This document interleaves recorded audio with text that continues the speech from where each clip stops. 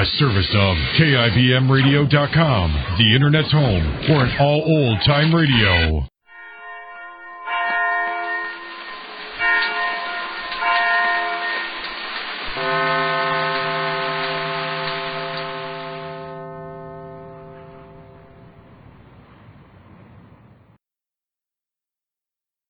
And now, Backstage Wife, the story of Mary Noble, and what it means to be the wife of a famous star.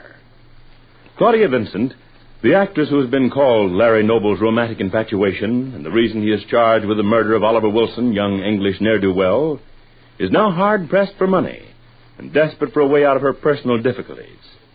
A short time ago, she came to the fashionable apartment hotel on Central Park South, where Rupert Barlow maintains an apartment. And although she didn't find Rupert, she did meet a man named Lester Jordan, who revealed to her that he is one of a group of friends from Larry's club who have banded together to help their fellow actor through his trial for murder. While Claudia is busy pleading her cause, Rupert Barlow arrives at the hotel. And right now he's in a bitter mood, since his romantic plans for Mary Noble have taken a bad turn. So when the desk clerk speaks to him, he is anything but pleased.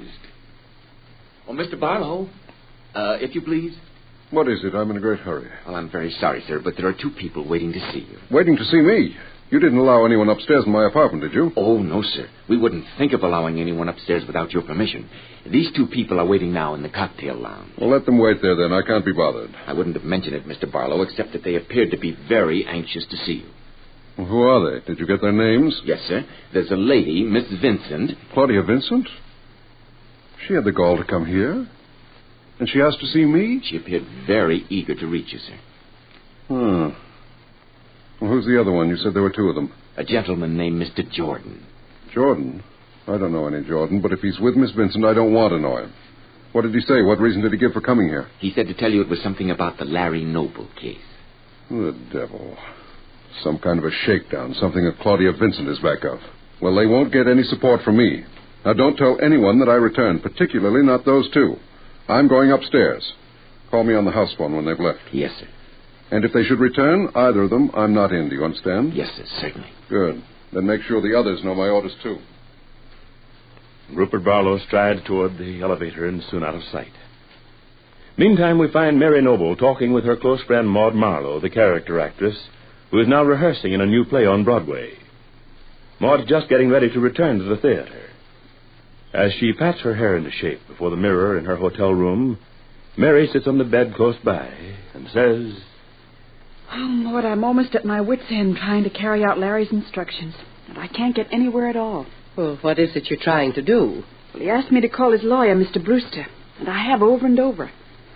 I've left a stack of messages for him to call me back. All I get is a secretary who tells me that she'll tell Mr. Brewster. And he hasn't returned your calls, Mary? Any of them? No. I'm sure Mr. Brewster is avoiding me deliberately. Well, I never did like the idea of getting him in on this case, particularly with Rupert Barlow guaranteeing his fee. Well, that's all been changed now. Lester Jordan, Larry's friend from the Green Room Club, and a number of the other members have banded together and told Larry they'd back him through his trial. Well, that's something at any rate, Mary. I wonder how our gallant Rupert will take the news. Oh, he'll be glad to be relieved of the burden. Clarence Brewster is bound to be terribly expensive. Well, perhaps Mr. Barlow figured he might be rewarded in other ways. I don't understand, Maud. That's the amazing part of it, Mary. You really don't. Oh, well, I'm due back at rehearsal. Will you be all right by yourself, or would you like to come to the theater with me? Oh, I'll be all right. I'm going to my room down the hall and go to bed early. I'm going to read until I fall asleep. That's a very good idea. Hope nobody comes along to change your plan. Nobody will. Don't you worry about me. Mary, you're quite sure you don't mind moving over here? It's not the most luxurious hotel, I know. But then, I'm hardly here at all except to sleep. It's different with you. I expect you missed the luxury of Rupert Barlow's apartment overlooking the park. Oh, you know me better than that, Maud Marlowe. I thought it was sweet of Rupert to loan us the apartment, and I still do. But when I found out how Larry felt about it, I didn't want to stay any longer. Well, it doesn't matter in the least where I stay. The only thing that matters is to get Larry out of that horrible jail. And let the world know that he had nothing to do with the murder of Oliver Wilson. Oh, every time I think of that miserable young fortune hunter, I could scream. If Rupert Barlow's secretary, Julia Dixon, had had the sense she was born with, she'd have seen through him at once. And she'd never have brought him back with her from Bermuda. Oh, you can't blame Julia. She's had a heartbreaking 10 years as Rupert's housekeeper and secretary, wondering if he'll ever marry her as she dreams he will. Well, if she had any gumption, Mary, she'd have walked out on him years ago. She's very much in love with him, Maud. That's what made her bring Oliver Wilson home with her, to make Rupert jealous. And a fine chain reaction that started up. The young idiot poses as a rich idler, and Claudia Vincent runs off with him and gets married on the very night she was opening in Larry's play, after all the trouble he'd taken for her. As a matter of fact, I wouldn't blame Larry if he'd murdered both of them and thrown in Rupert Barlow for good measure. What? How can you say such a thing at a time like this? Because I know he's innocent. Nothing could possibly convince me that Larry Noble would ever kill anyone, even if he was as much in love with Claudia as the gossips say. Tell me, Maud, honestly, deep down in your heart, what do you think about that? Do you believe Larry had fallen in love with Claudia? That he was infatuated with her? Is it true? My dear Mary, that is a question only Larry can answer. But he was a far greater fool than I take him for if he was more than casually involved. And I can't say any more. Oh, I'm late. Come to the theater if you find yourself getting lonesome. I'll be all right. Oh, do you want me to look in on you when I get back? Oh, don't bother, Maud. I'm sure I'll be sound asleep. I'm going down the hall to my room now. Oh, I wish I didn't have to leave. I'd give anything if this play hadn't come up right now. Everything happens at the wrong time. Take care now, and try to get a good night's sleep. I will, Maud. Thanks. See you tomorrow. Maud Marlowe hurries to the elevator as Mary goes in the opposite direction toward her own room. Sometime later, we find Lester Jordan in the visiting room of the city jail, talking earnestly with Larry. I want you to think about it carefully, Larry. Make sure you want to go ahead with Brewster as your lawyer. Why do you say that, Les? What suddenly happened to make you wonder about Clarence Brewster? He's supposed to be the ablest trial lawyer in the state, isn't he? Yes, as far as I know, but right now I'm not too sold on the guy. Are you? Lester, I haven't had a chance to get to know him. Brewster has been notable for his absence so far. I've only talked to him once. Well, there you are. Maybe he's so full of self-importance that he won't do justice to the case. Maybe you ought to retain somebody who'd give his whole time and attention to it. Something's happened to make you feel this way about Brewster. At the start, you were all for him. You thought he was the ideal man to handle my case. What's changed you, Les? Oh, nothing, Larry. Well, that is to say, a few things have come to my attention that make me wonder, that's all. What things? Well, what's the sense in going over all that as long as you're satisfied? I didn't say I was satisfied.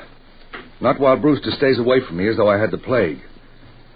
But I want to know why you're so jittery about him all of a sudden. Well, only that he acted darn badly when I talked to him in his office. He didn't take to the idea of our group paying his fee. He made all kinds of cracks about our financial responsibility and all that. Said he'd have to demand an instant retainer. And I told him we'd put up the whole fee in advance just to shut him up. But let me tell you, it didn't make me like the guy any too well. Oh. So that's it. I thought maybe it was something more sinister. Something you'd heard about the case. No. Well, no. As unconvincing a denial as I ever heard. Larry, I'd like to ask you one question. Sure, go right ahead. This may be a little touchy under the circumstances. I'm in no position to be sensitive, Les. Go on, ask. It's about Claudia Vincent. Claudia Vincent. What about her? Are you going to ask me if I was in love with her? If I still am? If I was ready to sacrifice my home and family for her? Even commit a murder on her account? Oh, take it easy, Larry. I wasn't going to ask anything of the kind. Now, what I'd like to know is this.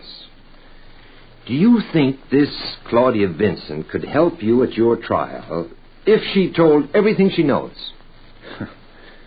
There isn't anybody who could fill in as many of the gaps in this case as Claudia Vincent, if she really wanted to. But she doesn't. She won't. Claudia is too anxious to save her own precious neck. You sound as if you were pretty set against her these days. No, but I am convinced that Claudia Vincent has no intention of lifting a finger to help me. So you may as well forget about her. Lester Jordan says no more. But he now feels that he's on the right track, paying Claudia's expenses until the day of her surprise appearance on the stand. Well, be sure to be listening tomorrow to Backstage Wife, the story of Mary Noble and her husband Larry Noble, famous Broadway star. In just a moment, X-1. But first, after a hard day's work, there's nothing more welcome than an evening of variety entertainment. And that's just the tonic provided tomorrow night by NBC Radio. You'll laugh your cares away when good-natured contestants carry out the rib-tickling stunts dreamed up by MC Jack Bailey on NBC's Truth or Consequences. And later on, Groucho Marx peps things up with lots of spontaneous good fun and more of the friendly insults at which he's so accomplished. For a brighter, livelier evening tomorrow night, it's Groucho Marx and Truth or Consequences on this station. And now, stay tuned for X-1 on NBC. Have a nice trip. The seat number is 15. Next, please. Countdown for blast off. X-5, 4, 3, 2, X-1, fire.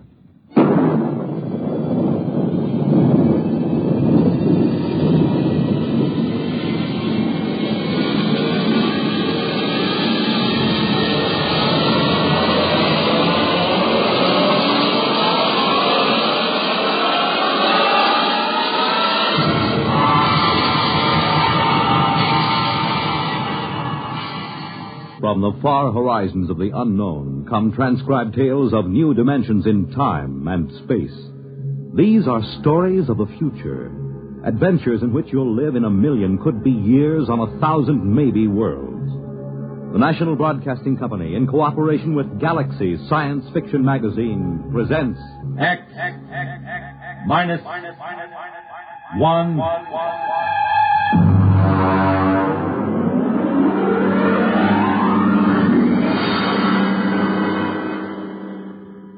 Tonight's story, Jaywalker, by Ross Rocklin.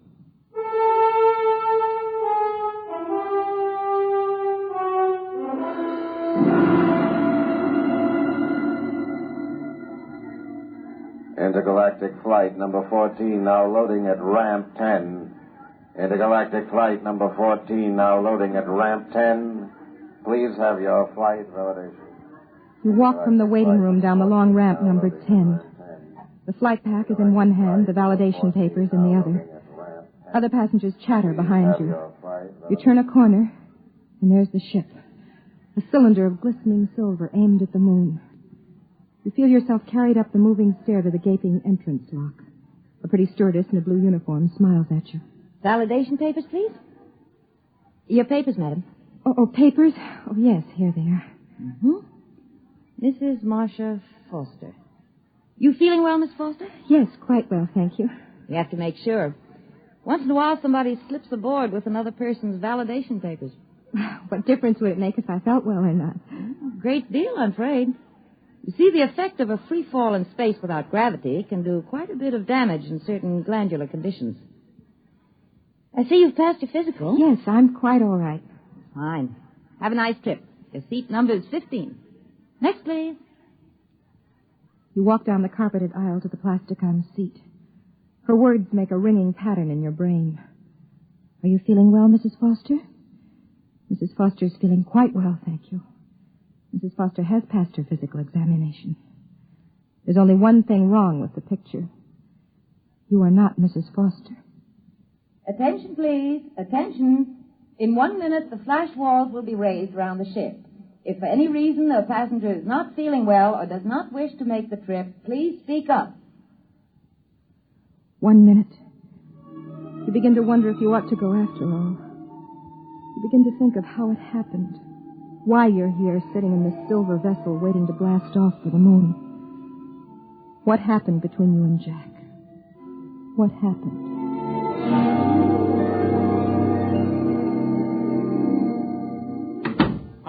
Honey, I'm back. Jack, oh, darling.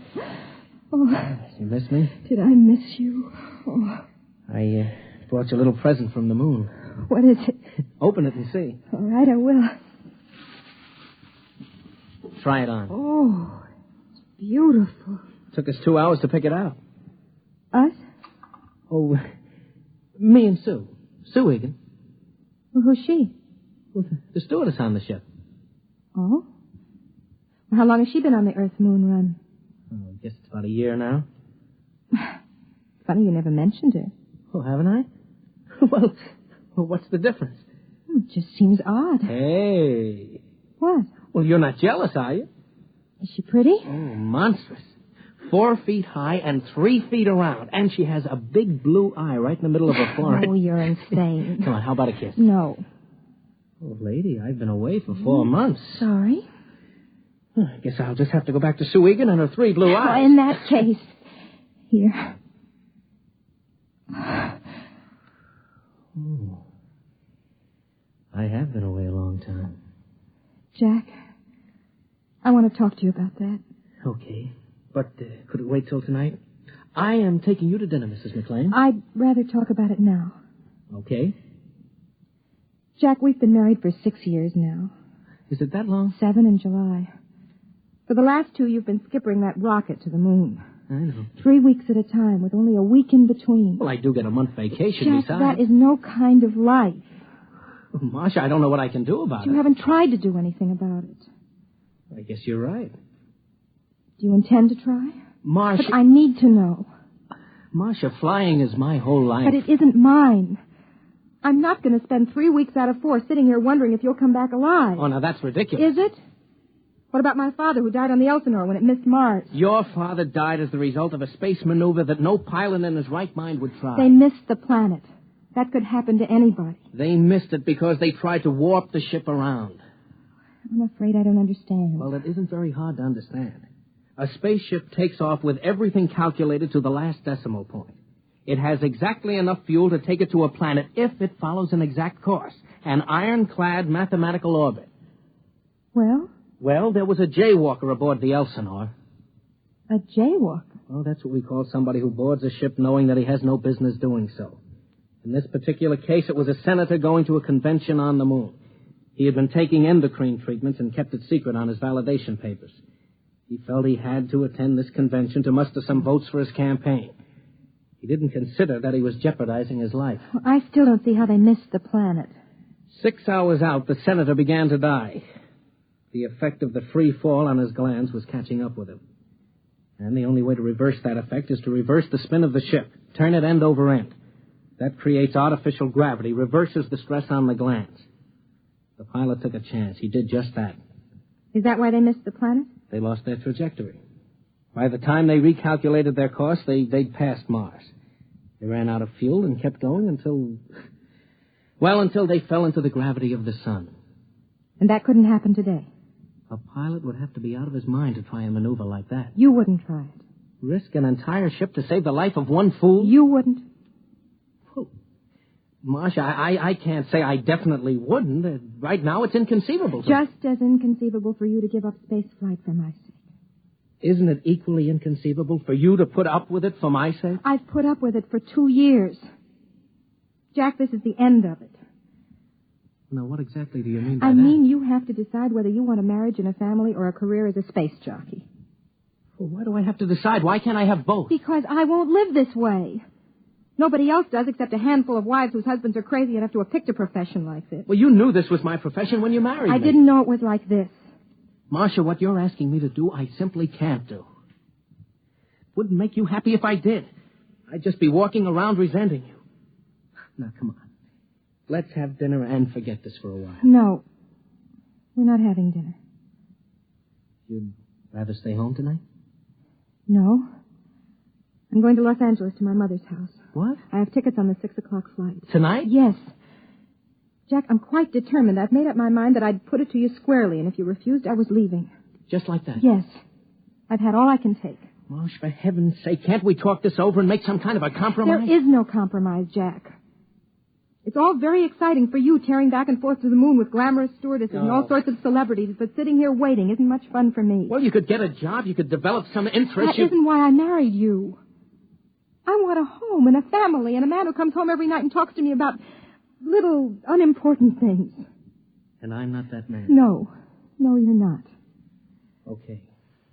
What are you doing? I don't like people walking out on me, so I'm leaving first. Would you mind telling me where you'll be? I don't know. You can reach me through Intergalactic if you change your mind. Marcia, maybe we'll both be better off. We didn't have much of a home life anyway, just the two of us. Oh, I'm sorry. I didn't mean that. I know how you feel about not having children. Goodbye, Marsh.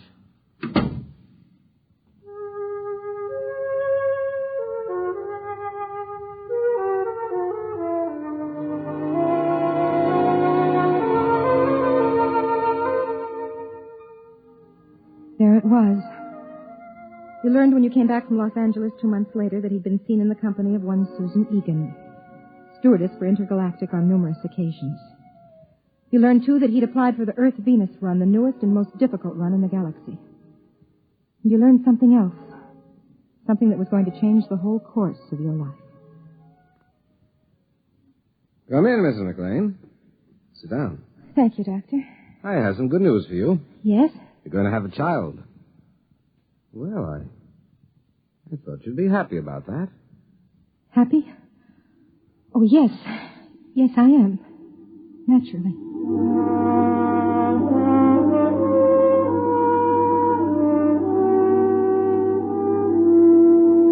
You debated for a long time, and then you called the Intergalactic office. Mr. McLean was out on the Earth-Moon run. He'd be back on the 12th, but only for an afternoon. He was taking off again immediately. They were so sorry. You were sorry yourself. It seemed as if life would not be worth living without Jack, especially now with a child on the way. You had to talk to him, to be with him. That was when you first began to formulate the idea of going to the moon with him on this run. Attention, please. Attention. We're about to count down for blast-off. Fasten your seat belts and recline back as far as possible. The next sound will be that of the first stage rockets heating up. Do not be alarmed by the vibration of the ship. From the bulkheads overhead everywhere comes the deep rumbling sound. Some of the passengers look anxious, some excited. Some leaf casually through magazines as they lie on their backs in the reclining seats. Those of you who've never been in rockets will find it an experience that will make you proud to belong to the human race. Countdown for blast-off. X -5, -4, -3, -2, -1, 0.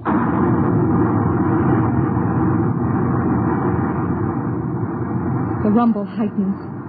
All emotion leaves you. Cold, ravening fear takes over. You try to close your eyes, your ears against it, but your mind won't respond. You look out the port, and the scene is suddenly splashed with a rushing sheet of flame that darkens the sky and is torn from your vision. Snatched away, the buildings, the trees, the roads vanish. A great, soft, uniform weight presses down on you. You push with all your might, but it smothers you, presses your back, drives your blood down, down inside of you. And then, quiet.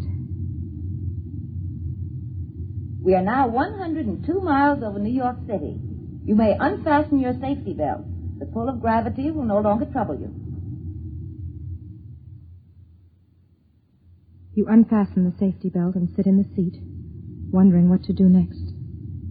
Ladies and gentlemen, welcome to Intergalactic Flight number 14 out of New York Rocketport, destination Moon. I'm your hostess, Miss Susan Egan. Your pilot for this flight is Captain Jack McLean. Our position at the moment is approximately 550 miles above Earth, and in less than 1/2 hour, we'll be in free fall, completely without gravity. Our speed is currently 29,000 miles per hour. We should arrive at Moonport at exactly 6 p.m. tomorrow, Earth time. I wish you a pleasant voyage. If there's anything you need, Intergalactic is at your service.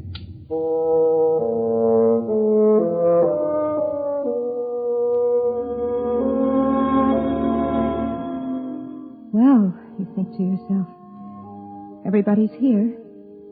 Your husband, his loved one, and his wife. You watch her as she walks back along the rows of seats with an armful of the latest magazine reportings. A tall girl, about 29 or 30, dark brown hair, dark eyes. And not very pretty. The sort who would be able to talk to him about steam tubes and beautiful landings and solar storms. Mrs. Foster, would you like something to read? Oh, thank you, no. First time in a rocket ship? Yes, could you tell? You look a little green. You feeling well? I'm quite all right. There's just a touch of space sickness. Come along to the ship's hospital and we'll fix you up in a jiffy. No, I'd rather just sit here a minute. Of course. Oh. Come on. Let me help you into the ship's hospital. Come on, take it easy. Now, come on.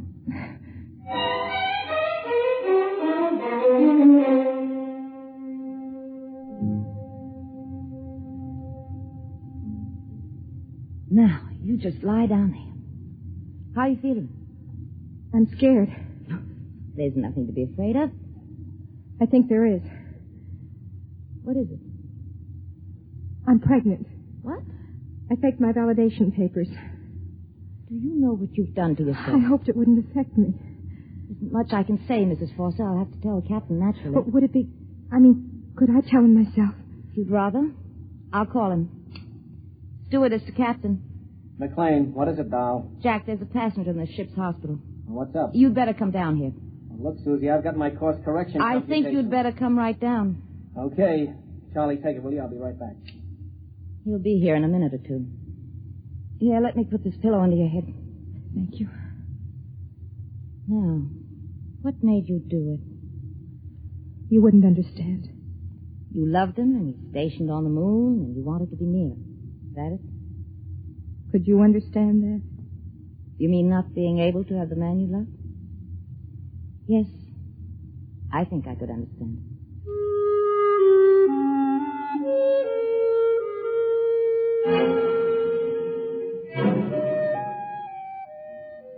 You wanted to scream at her, to claw at her face. She was going to live, and you were going to die. She was going to share a life with Jack when you were only a dim sort of memory in his mind. He came in, moving fast with that kind of schoolboy gait of his. His dark face was frowning, but handsome as ever. Now, just why did you...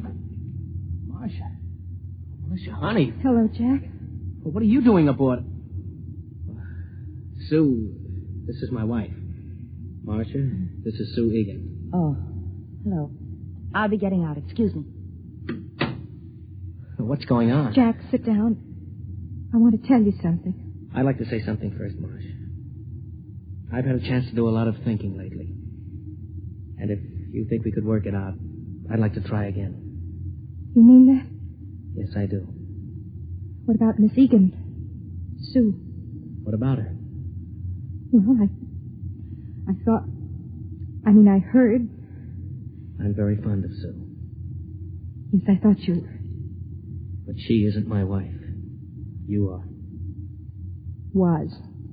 What do you mean? I'm going to die, Jack.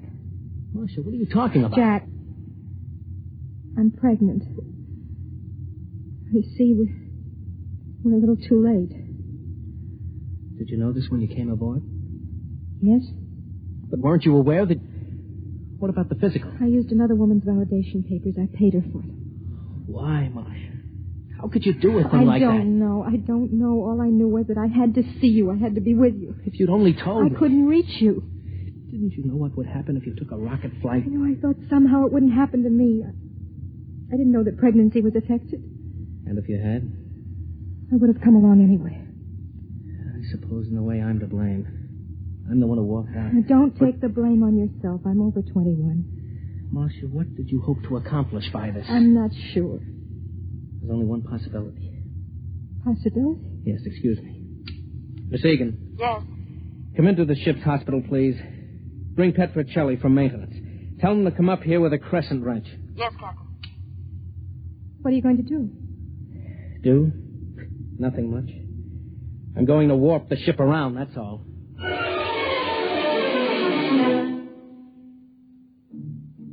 Petruccelli was a big, easygoing man. Jack left me alone with him and Miss Egan while he went back to the control room. Petruccelli started to bolt a metal bed to the side wall of the cabin. Why are you putting the bed on the wall? Because, lady, when he starts to spin the ship, that outside bulk is going to be down, not sideways. Centrifugal force, see? I'm afraid I don't. Well, that's too bad, because I got other things to do besides explain. Okay, Susie, it's all yours. Oh, is he always that rude? Doesn't it occur to you that maybe he's under a slight strain? Strain? Look, Mrs. McLean, your husband's going to warp the ship around. The chances of his pulling off a maneuver like that without piling us up in the sun or in deep space are about 1,000 to 1. I appreciate that you wanted to see him and show him that he ought to be ashamed of himself for leaving you, but does it occur to you that all of us may lose our lives because of it? Including Petruccelli? No, I hadn't thought about it. Let's go. I've got to strap you into that bed. No, wait. What will happen to me if the ship isn't warped? Sudden floods of the adrenal glands, convulsions, panics, spastic secretions, and eventually death. What causes it? Lack of gravity. We aren't sure just how. The purpose of spinning the ship is to press you up against the outer wall and create the effect of gravity through centrifugal force. Do you think he can do it? I think he's the best skipper in the intergalactic fleet. That isn't the answer to my question. Can he spin the ship without killing everyone? I have faith in him.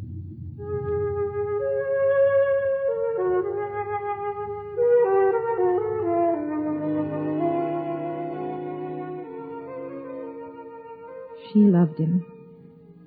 She had faith in him.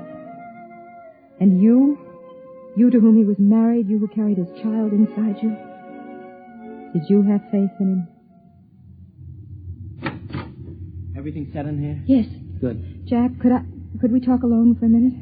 Only a minute. We have to get the new data into the computer. Susie, will you excuse us, please? Yes. Well? Jack, don't do it. Marcia. I mean it. You've no right to risk all those lives just for me. Marsh, I'm captain of this ship. I do as I see fit, and I can't do otherwise. But it isn't fair to them. It isn't fair to you. When we're born into this life, we don't make any agreement that says everything is going to be fair and equitable. I refuse to let you do it. You can't stop me. I'll take my life. I'm going to ask Sue to stay with you. What about her? Don't you love her? Well? Marcia, whether I love Sue Egan is not the point just now. I've decided to spin ship to save you and my son. Or daughter. If it means risking the lives of others, I have to take that risk. Jack. Yes? Why are you doing it? Because I love you.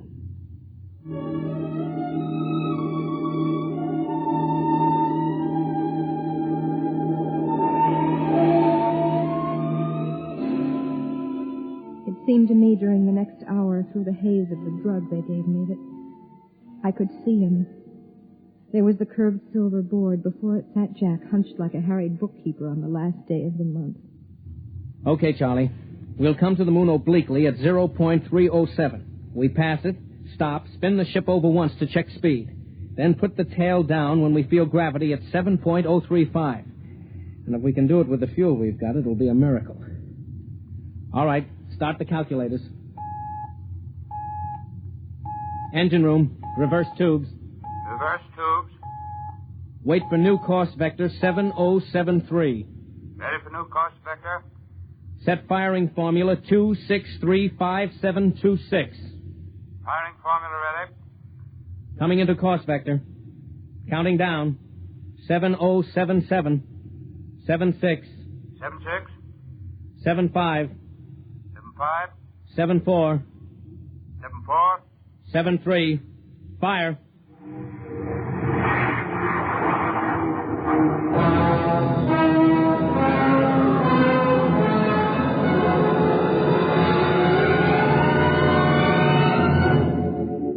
You don't recall much after that. There's the bulkhead pressing against you like a magnet, pressing harder and harder. Then there's the needle, and then sudden relaxation. Through it all, the stars and the moon and Jack and Sue Egan dance in a pattern of mist, and the words come back to you from long ago. The things he said to you when you were both in love many years ago. When I fly the ship, it seems that all Earth watches me through your eyes. A man comes to love the things he has to fight for, I guess. How is she? Hold tight, Marcia. Hold tight to me. She calls you Marcia. This woman who hates you, who loves your husband, she calls you Marcia. Marcia. Marcia. Marcia.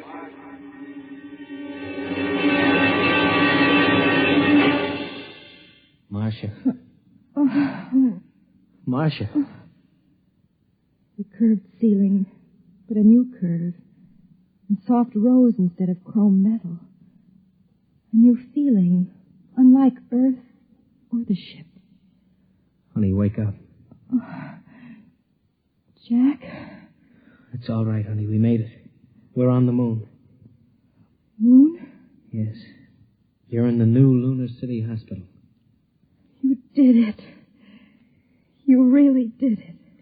Well, I've been telling you for years that I was the best pilot in the fleet. Oh, you don't have to pretend. I know how you must feel about what I did. I'm not pretending. I was a selfish coward. I wasn't concerned about anything but my own happiness. Marcia, there isn't any absolute scale for courage or kindness or goodness. I couldn't pretend to judge you or anybody else. I only know that I believe you're a good person. And I love you. With your faults and your good points. I just wanted to be with you, Jack. That's all I ever wanted. I'm sorry I'm not brave and strong like Susan or you or the others. Oh, honey, nobody expects you to be. Come on now. You've got to save your strength. We've got to take good care of you.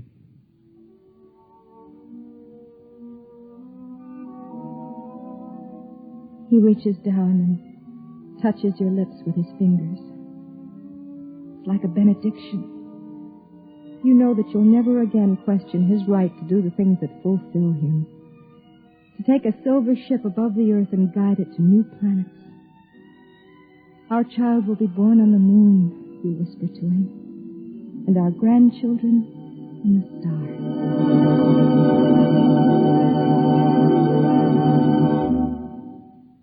You have just heard X-1, presented by the National Broadcasting Company in cooperation with Galaxy Science Fiction Magazine, which this month features the Arthur Sellings tale entitled One Across, the story of a man who thought that doing puzzles was an escape, until he suddenly found himself completely boxed in. Galaxy Magazine on your newsstand today. Tonight, by transcription, X-1 has brought you Jaywalker, a story from the pages of Galaxy written by Ross Rocklin and adapted for radio by George Lefferts. Featured in the cast were Bob Hastings, Terry Keane, Raymond Edward Johnson, Connie Lemke, and Eugene Francis. Your announcer, Fred Collins.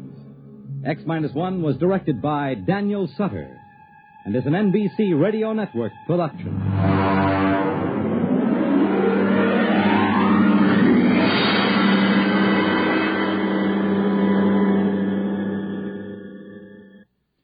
Next week, the story of the journey that had no end, of a ship that had traveled so long through space that none aboard her could remember their destination or even wonder where they were going. Listen for the sense of wonder next week on X-1. The big news tomorrow centers around the tiny Principality of Monaco, where one of the century's most fabulous weddings will take place. And NBC Radio is on the spot to cover it for you. In the daytime, NBC's Weekday reports the civil wedding ceremony as it happens with simultaneous English translation.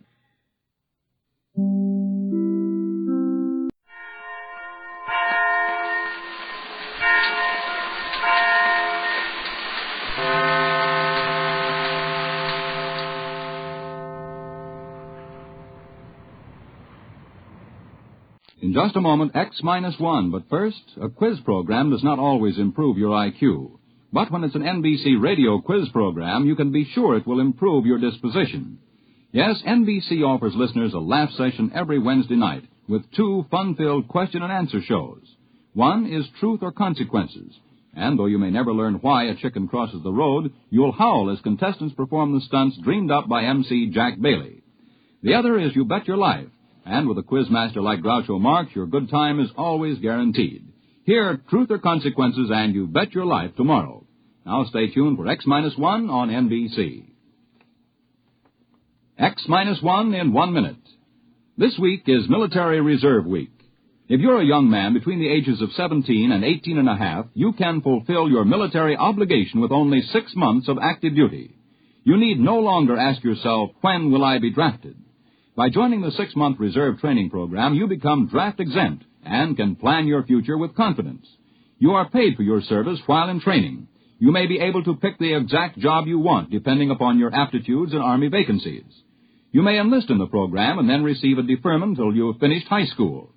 Your training will teach you to protect yourself and your family in any emergency. The training builds you physically, and the technical skills you learn can help you later in your civilian career.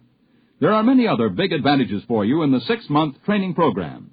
Visit your Army Reserve Center for all the facts about your big opportunity in the 6-month training program. Learn how you can plan your future with confidence. The book says, when the ship shall enter into the orbital pool of its destination, the motors will change in sound due to the increased anti-gravity components. A study is being made to interpret the meaning of the word destination, which was lost some 4,000 years ago and has always been a subject for much controversy. But this need not concern you. Suffice to be reassured that the change in the sound of the motors is a part of the scheme of things. Return to the schedule. The ship is all. Praise the ship. The ship is all. Praise the ship. Countdown for blast off. X-5, 4, 3, 2, X-1, fire.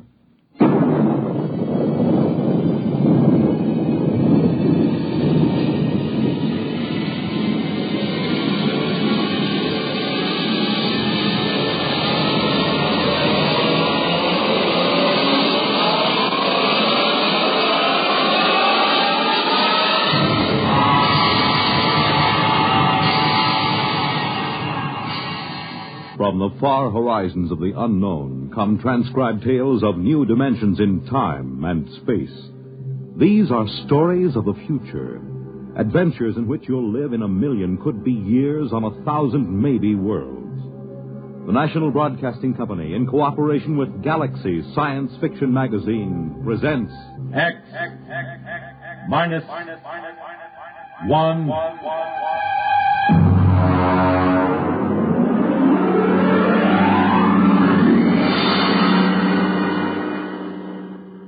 Tonight, The Sense of Wonder by Milton Lesser. The huge ship sped endlessly through space on a voyage that had lasted 10,000 years, the journey which had no end. And for those aboard her, there was no other universe. To them, the ship was all.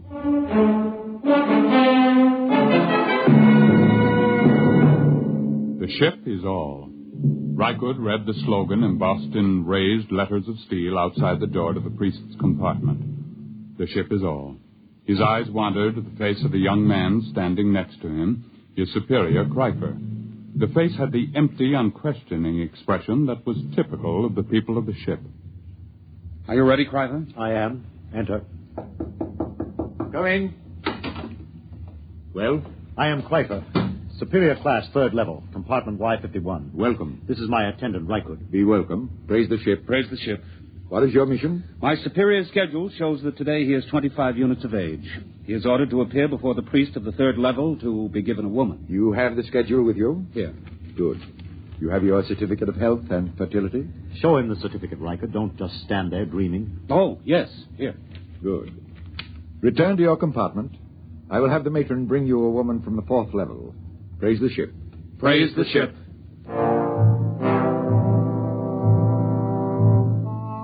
Kreifer returned to his compartment, followed by Rykud. There was no questioning in the mind of either of them. At birth, each of the people was classified as a superior or an attendant, and the coded marking of his schedule was tattooed on his right arm. Both of these young men were 25, strongly built, and tanned from constant exposure to the health rays in the ship's conditioning room. Kreifer wore the loose-fitting robe of a superior. Rykud wore the tight trousers and shirt of an attendant. They entered the comfortably furnished compartment. Kreifer. Yes.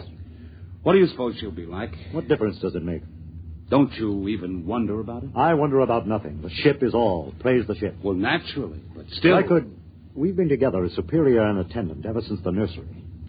As an attendant, your entire purpose in life is to keep me alive and productive, to perpetuate the people. I would hate to have to part with you now. To part with me? Not of my own choosing, of course, but sometimes I detect what appears to be a strain of unorthodox thinking. Really? I was not aware of it. I am not entirely aware of it myself. Not enough for me to report you. However, I must warn you that if it should increase, I will have to send you for therapy. Well, I assure you there'll be no need for that. I've never deviated from the schedule. I have never disobeyed the buzzer. I am merely observing, asking questions like, don't you even wonder this is the first step to unorthodoxy? I shall watch myself for signs of it. Good. The eating buzzer. Your schedule calls for a massive dose of multivitamins. Fine. Prepare it in the green vegetables today. Today is a starch day. Oh, I'd forgotten. We could just skip it today. Riker. Well... Of course, skipping the vitamins for one day is a permissible deviation, but I shall have to report for punishment tomorrow. Well? Skip the vitamins. I knew we would. You've never missed a permissible deviation yet. It's your influence that makes me do it. And you always blame it on me. That's what attendants are for. Yes, I know.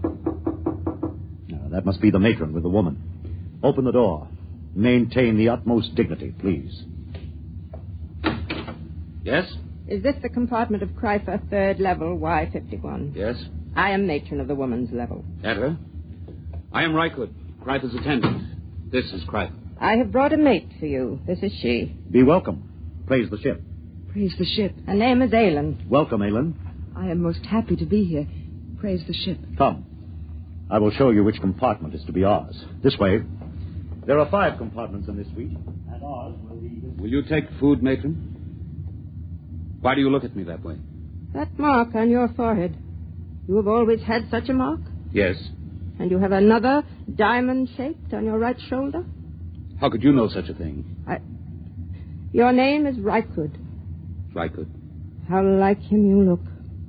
How like whom? Your father. My what? Of course, you could not know the meaning. What do you say? When you were born, like any of the people of the ship, you were taken immediately and placed in the nursery of the ship. You never knew who sired you, nor did they know you. Naturally. It's according to the schedule. Yes, it's according to the schedule. I have a strange feeling toward you.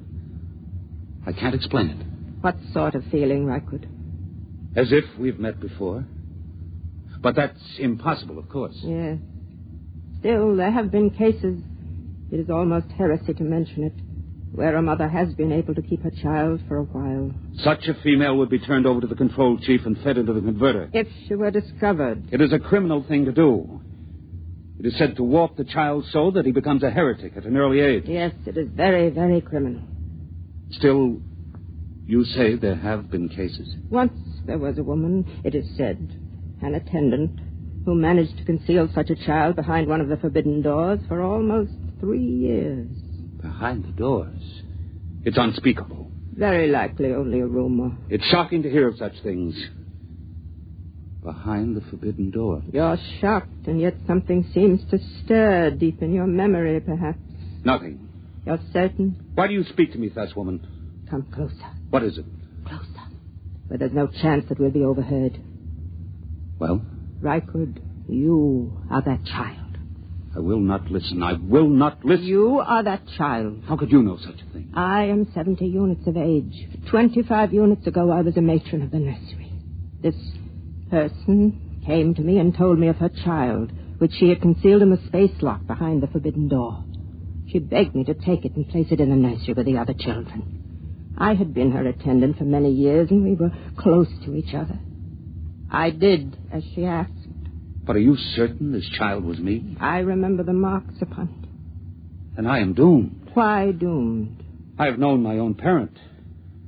This accounts for the strange feelings that come over me sometimes. What feelings are those? A feeling... a sense of wonder. Oh. You seem pleased. Rykud, What? Your superior returns, I cannot speak. But if you would satisfy this sense of wonder, I have a book which I will give you. I cannot accept a book without the supervision of the ship's librarian. Take this one. Keep it concealed. Here. Take it quickly. They're coming. Well, what are you two whispering about? I was merely explaining to your attendant how he must behave in the presence of your mate. There is no need to explain. All is scheduled. Nothing is questioned. Praise the ship. Praise the ship. I hope that your union will produce the optimum number of children. I'll leave now. Aylin. Yes, Chrysler. Your duties will be very simple. Reichert will teach you how to prepare my meals, and you will memorize my schedule.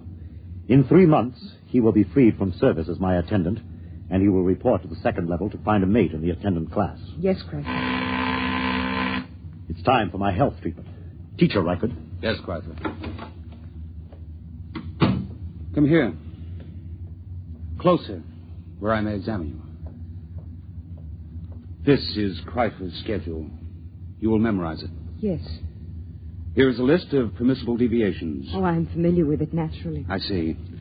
I was not aware of what training you received on the women's level. The matron trained us well. Good. You have been with the matron a long time? Ever since I left the nursery. I see. What is she called? Mara. Mara? Tell me, did she ever speak to you of a sense of wonder? Are you of the control police? Certainly not. Then you should know better than to discuss feelings.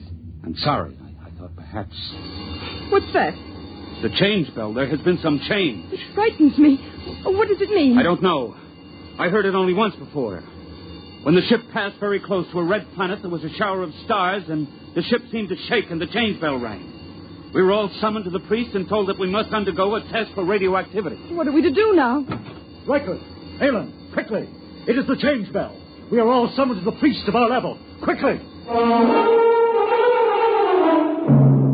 Within a few moments, the people of the third level of the ship were assembled in the area outside the compartment of Chul, the priest.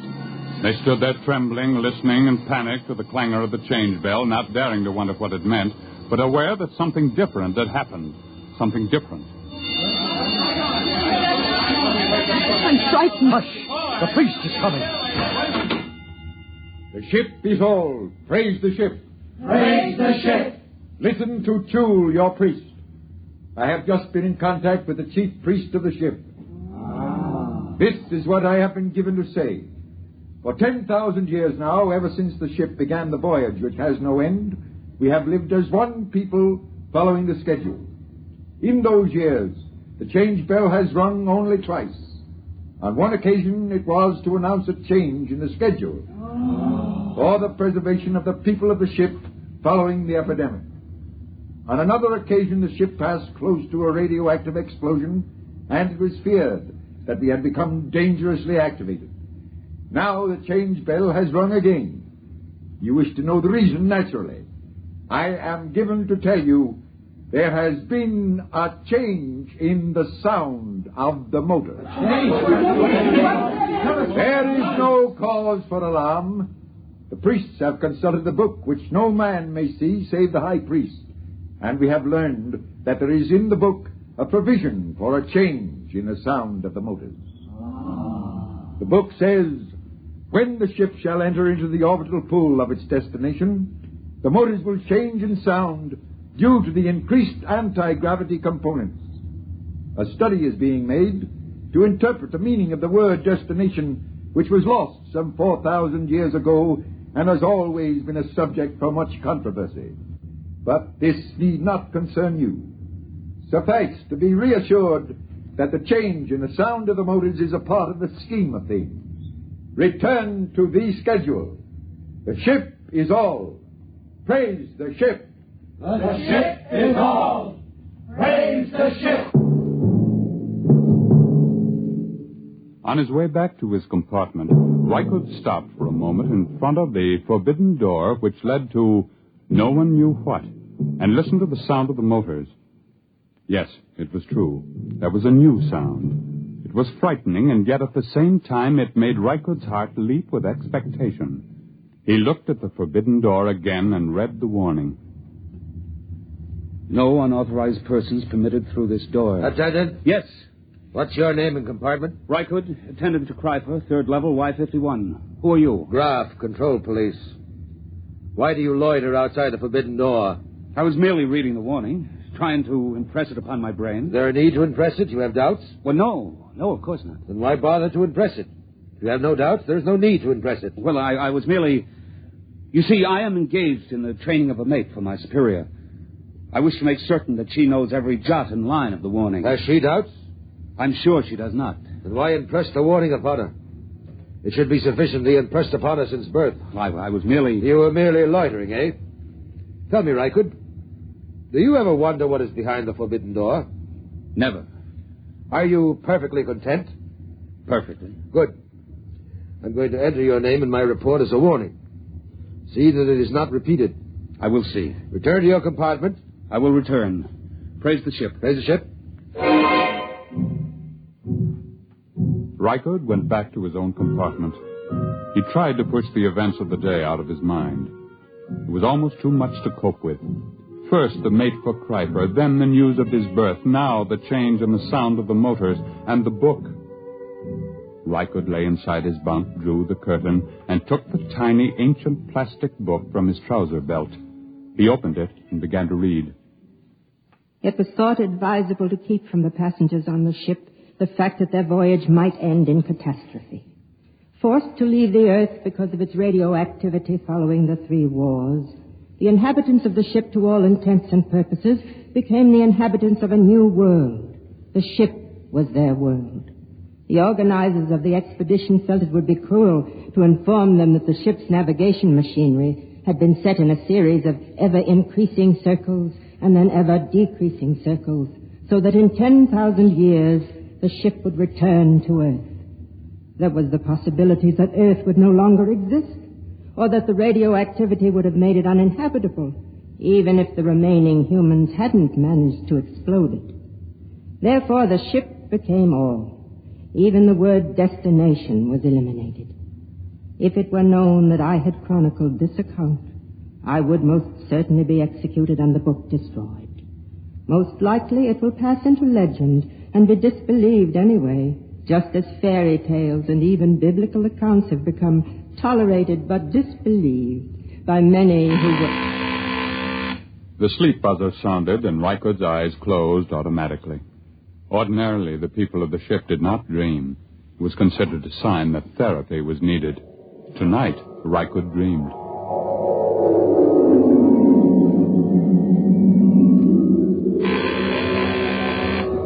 Rise. Dress. Eat. Raise the ship. Rise. Eat. Dress.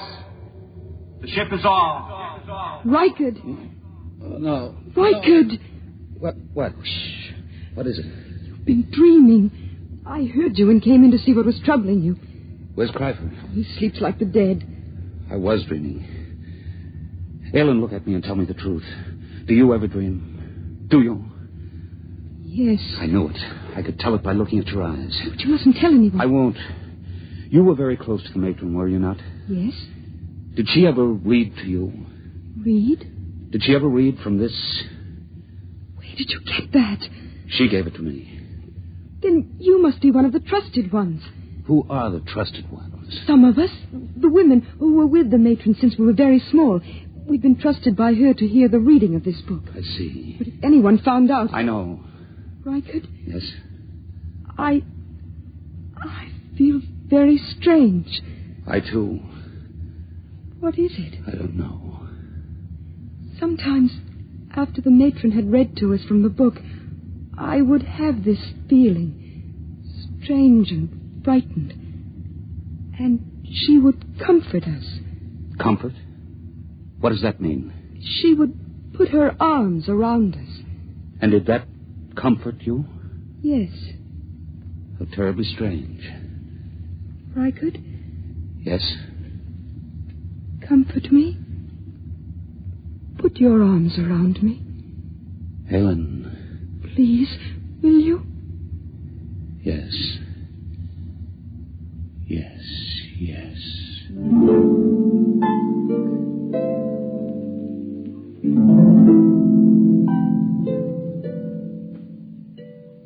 following morning, when Kreifer went to the conditioning room, as prescribed by the buzzer, Rykud drew Aylin over to the spaceport and slid aside the protective shield. Look. I am looking. Tell me what you see. I see the stars and space. Look closely. Do you see nothing unusual? I so seldom look through the spaceport. I'll tell you then. Look there. See that one star, so big and so bright that it hurts your eyes? Well? I've been watching it. It is growing larger each hour. Stars do that. Never has one been this large. What difference does it make? The stars exist only as pictures in the glass of the viewport. They're not real. The ship is all. That is what we are told, but perhaps it isn't true. What? Perhaps these stars do not exist only in the glass at the viewport. Perhaps they exist beyond the viewport. I don't understand. Let me say it this way once and forever. Perhaps, Aylin, the ship is not all. Rykud, your heresy frightens me. Rykud, hold me close. It frightens me even to look at you. Oh, Rykud, you mustn't even think it. I do think it. I believe it. I believe the ship is not all. And I believe you are a candidate for the converter. Kreifer. Don't move, Rykud, or I'll blast you into dust. It is bad enough for an attendant even to touch his superior's mate, but to couple it with the ultimate heresy. There is nothing but death in this. Kreifer, I beg of you. Stand aside, Aylin. I'm going to finish this heretic. Now, Rykud. Oh. Have I killed him? No, he's just stunned. Oh, Rykud, what can we do? I don't know. Rykud, the change bell again. Something's happening. I know what has happened. Come, we'll go to the priest. What about Kreifer? He'll have us killed. No, it's too late to think of that. Come.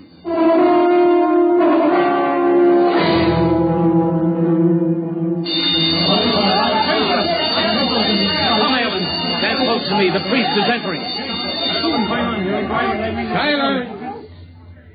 Once again, the change bell has sounded. There has been another change. Doubtless you all felt the shock and the vibration a moment ago. I am informed that the motors have stopped.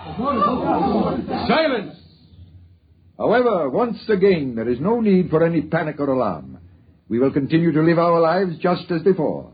The only thing that has changed is that the motors have stopped and that the view in the viewports has changed.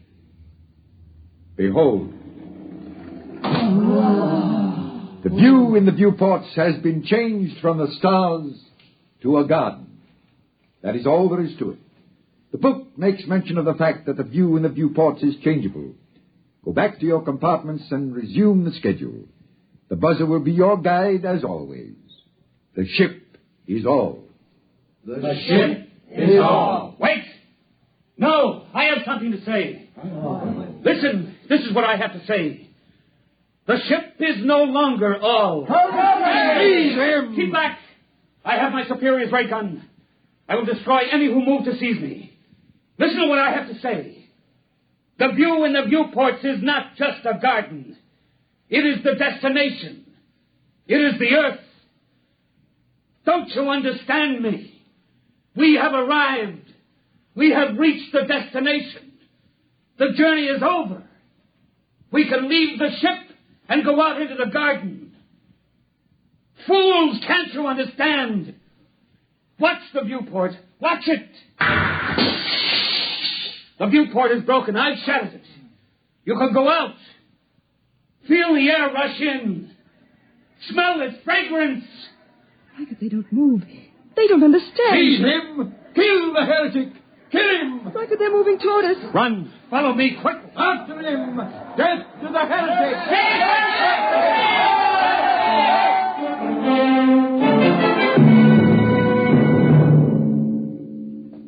Rykud and Aylin ran down the long steel corridor with the crowd on their heels. After a few moments, they came to the forbidden door of the control room.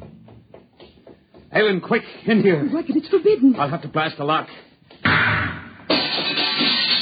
Quickly, now come.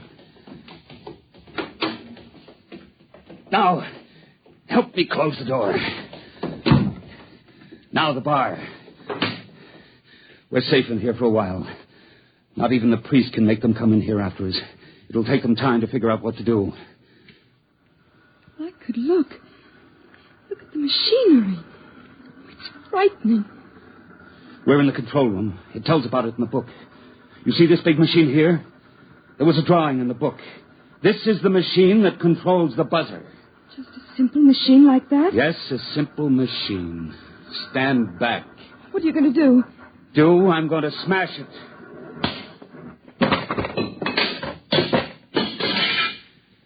Now they're going to have to find a way to live without the buzzer. Riker, they're breaking down the door. Come with me. Riker, we go. There's nothing except the ship. No, there is more than the ship now, Ellen. There's the Earth. The cool green Earth. I'm going to smash the viewport. Come on. We're going to leave the ship. Riker, I'm frightened. Put your arms around me. There's nothing to be afraid of. Come, Ellen. Take my hand. Here is the Earth. And it is ours.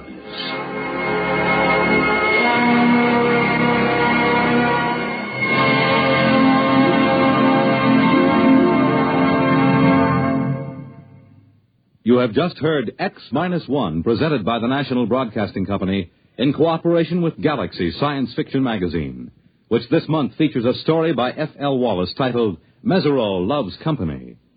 When Marcus Mesereau set out on his mission to Earth, he was driven by pride and indignation, plus a practical reason.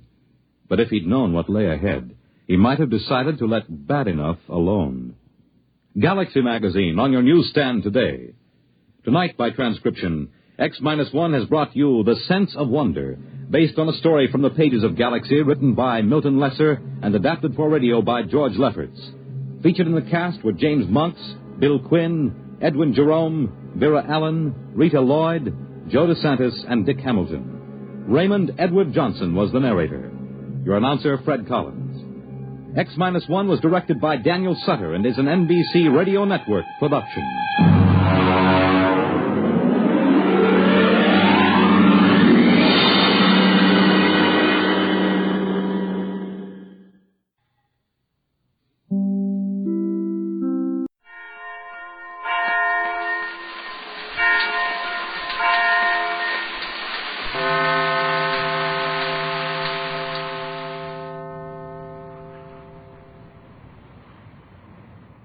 At last we are really on the magic island of the South Seas. However, it seems to be not a place of beauty and peace as the islands are thought of, but a sinister and foreboding fortress, the stronghold of a terrible scientific colony. Jerry Hall, Mrs. Patricia Gregory, and Captain Tex Bradford have been allowed to see the little girl whom they came to find. The girl is Joan Gregory, long-lost daughter of Patricia Gregory. Mother and daughter have been given a moment of privacy in the tiny room the girl occupies on the Isle of Euclidia, the magic island. I'm so happy to have found you, my dear, that nothing else matters to me. I can even bear being a prisoner here if I may only be with you, my dear little Joan. And I'm so happy to be with you, Mrs. Mother. But it all seems so strange. I'm called Cleostra here.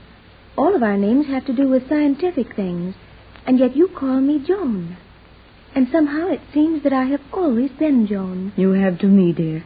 You've always been my little daughter, though the width of the sea and 14 years have separated us. Mother. Oh, it sounds so nice to say that. Mother. And you'll always be able to say it now, for Mother will never leave you. We'll go back to California, to the United States, to the great free outside which you call the world. Tell me of your home. We hear much of it through our space phones, and can even see your United States through our universal prism reflectors. But the images are not clear, and your old-fashioned and weak electrical apparatus gives us a particularly mediocre signal. What a precious infant you are. You know so much more than your mother. Your speech would shame many of our educators. And yet, I wonder if you've been happy here. Happy? I believe so. We have games, relaxation, you know. What sort of games? When the full rest period comes, in the middle of the day, we gather in the common laboratory, and we may use the entire time, 600 seconds, in working out such mathematical and electrochemical problems as may suit our fancy, even though they haven't the slightest practical value. And that is relaxation. Your wisdom makes me very sad, my child. You're only a young girl, barely 15 years old, and you should still be playing as a happy child. Don't you ever run and jump and play athletic games? Don't you ever laugh? No one on Euclidia laughs, except G47. And when he laughs, it is only horrible. He is the most brilliant man in the universe, and the most terrible. Is he abusive, mean, unkind to you? G47 would not trouble to be anything but scornful toward any mere human. What am I, or what are you, or anyone else to a man who has only to raise his hand and destroy a world? So, that's it. Then this weird colony is made up of mad scientists, bent on world conquest by science. I might have known it. It is not a pleasant place for some here, I think. Some who have known your world as you know it. But to me, it is all I know. You will soon know the world as I know it, my dear. I'll take you back to my home. Your home. Why, my estate is larger than this whole island. And things grow naturally there? Flowers and trees? Why, of course. Don't you have them here? You will see in the light of day. We have everything and nothing. You will come back with us to our world just as quickly as Captain Bradford makes arrangements for us to leave this island. There are many here who have been trying for years to leave the island. They are still here. And some who have left, they never arrived at any known place. But there was one person who got safely away, an old sailor, not long ago. He was picked up by a ship in the open sea and sent word of this strange island to the world by radio. And where is that old sailor now? He died almost as soon as he got his radio message to the world. Yes, he died. So you see, no one ever gets away from this island for long. Joan, you realize what you're saying? Surely you don't mean that his death was not accidental? I think that I can tell you, all of you, much that will be to your advantage. But we will be overheard now. And it's better that I wait until another time, when Captain Bradford may hear it at the same time. One thing I can tell you now. G47 thinks that Captain Bradford is the only man in the world who might interfere with his plans. Then we'll tell the captain. Tex is a brave and clever man, and Jerry Hall is a smart, dependable boy. We'll find a way to get off this island and back to the world. And then... What? I didn't see.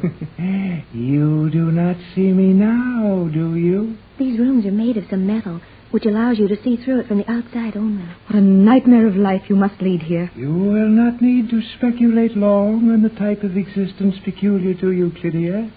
Your quarters will be assigned to you. Where are Captain Bradford and Jerry? You are dangerously impertinent in your inquisitiveness, but it is obviously ignorance. Your fine captain is in solitary confinement, learning a lesson about behavior on the scientific fountainhead of the universe. What has the captain done to warrant that? He asked too many questions, and I might add, you, madame, are following the same line. Be quiet, please, dear mother. How touching the reunion. Well, little lady, you will bear in mind that your mother's world means nothing to you. You are part of this vast machine. You are Cleostra, the living symbol of the perfect calendar. My mother tells me my name is Joan. By this time tomorrow night, your mother will have learned that what she tells you is of no moment here. Where is Jerry? Is he locked up with the captain? No. That adolescent walking loudspeaker is waiting without. I will allow him to perform a service for me. You, Cleostra, will go with him to the voice transmission chambers. I will direct him to send a message for me. You, madame, may go and talk to your precious captain. But may Silence, go. The woman waiting without will conduct you. You may speak to the captain through the wall of his cell, as I now speak to you. Go, I said, go, go. Goodbye, Joan. I'll see you soon. Goodbye, Mother. Goodbye. Now, there is no time for sentiment here. Come out. Come. What do you wish of me? Oh, Jerry, I'm glad to see you. Silence. Cleostra, you will conduct this boy to the voice transmission chambers. Show him the operation of the Euclidia to California voice transmission beam, and see that he sends the following message. All is well. We'll send further news later. He will send it to Mrs. Gregory's home operator. Use the signature of the Gregory yacht. Say, now look here. You can't buffalo me into sending anything of the kind. Have you seen our solitary confinement cell? Why, Gee. Jerry, do as he says. I'll explain it all to you later. Be off. Send that message. Then report to me in my private quarters. Be off. Be off. Come on, Jerry. There's no use arguing with him. Oh, I guess you're right. But I'd sure like to punch him on the snozzle. Golly whiskers. You're a strange boy, Jerry. What does that mean? What does what mean? Punch him on the schnozzle, golly whiskers. You don't speak very good English here, do you? That I do not know. But I like the way you speak. Do you? On the level? On the level? Yeah, on the level. Do you not speak in the same manner on the level as you would on an elevation? Hey, look. One of us is wrong, and I got along all right in school, so it must be you. Now, look. You like me. Is that right? That is substantially correct, Jerry. Well, I got that much of it right anyhow. Now, I like you, too. That is very pleasant, Jerry. We must see each other as often as we are allowed to. Oh, boy. That's slick. Slick? Never mind that now. Just listen. I know all about you for a long time. I got Mrs. Gregory and Tex Bradford to bring me with them just so as I could help find you. But I have not been lost. Why should you have to find me? I have known where I was at all times. Well, it's about time I got you off this island. Now, listen. No, don't talk. Just listen. I've dreamed about you for years. It's been in all the papers about your mother looking all over the world for you. And I just got to thinking so much about you that golly, you're mighty nice. You are also mighty nice. Golly whiskers, you got that one right. Now, look, you and I have got to do some figuring about getting off this island. Captain Bradford is locked up because he asked too many questions about how things are done here on this island. And we've got to do something about it. And there's very little we can do, Jerry. G47 hears and sees all that goes on in Euclidia. Never mind that. Your mother's been looking for you for 14 years. And Captain Bradford's been helping her for 5 or 6 years. Well, and now that you're found... But, Jerry... You were lost.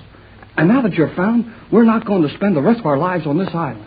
Is your world such a wonderful place, then, that it is worth all this worry and trouble and danger merely to attempt to return to it? Is it worth it?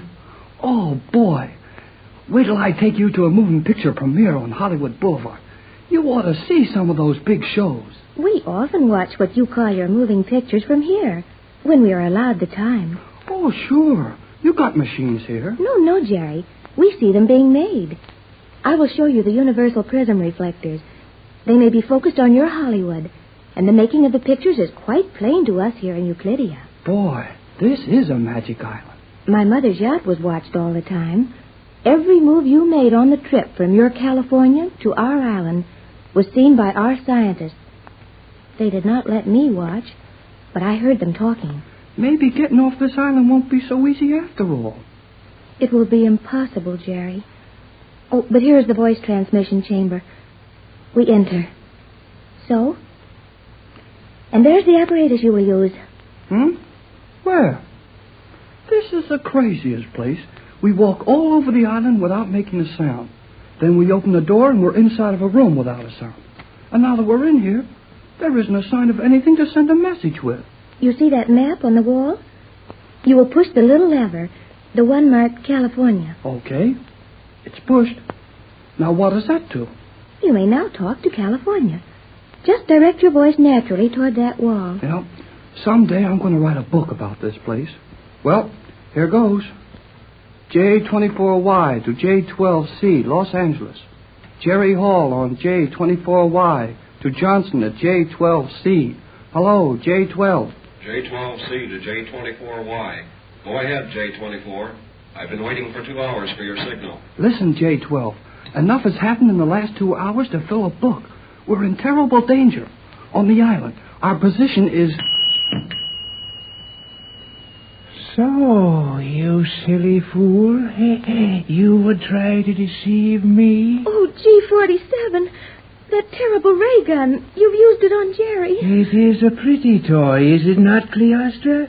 Would you like to know how it feels?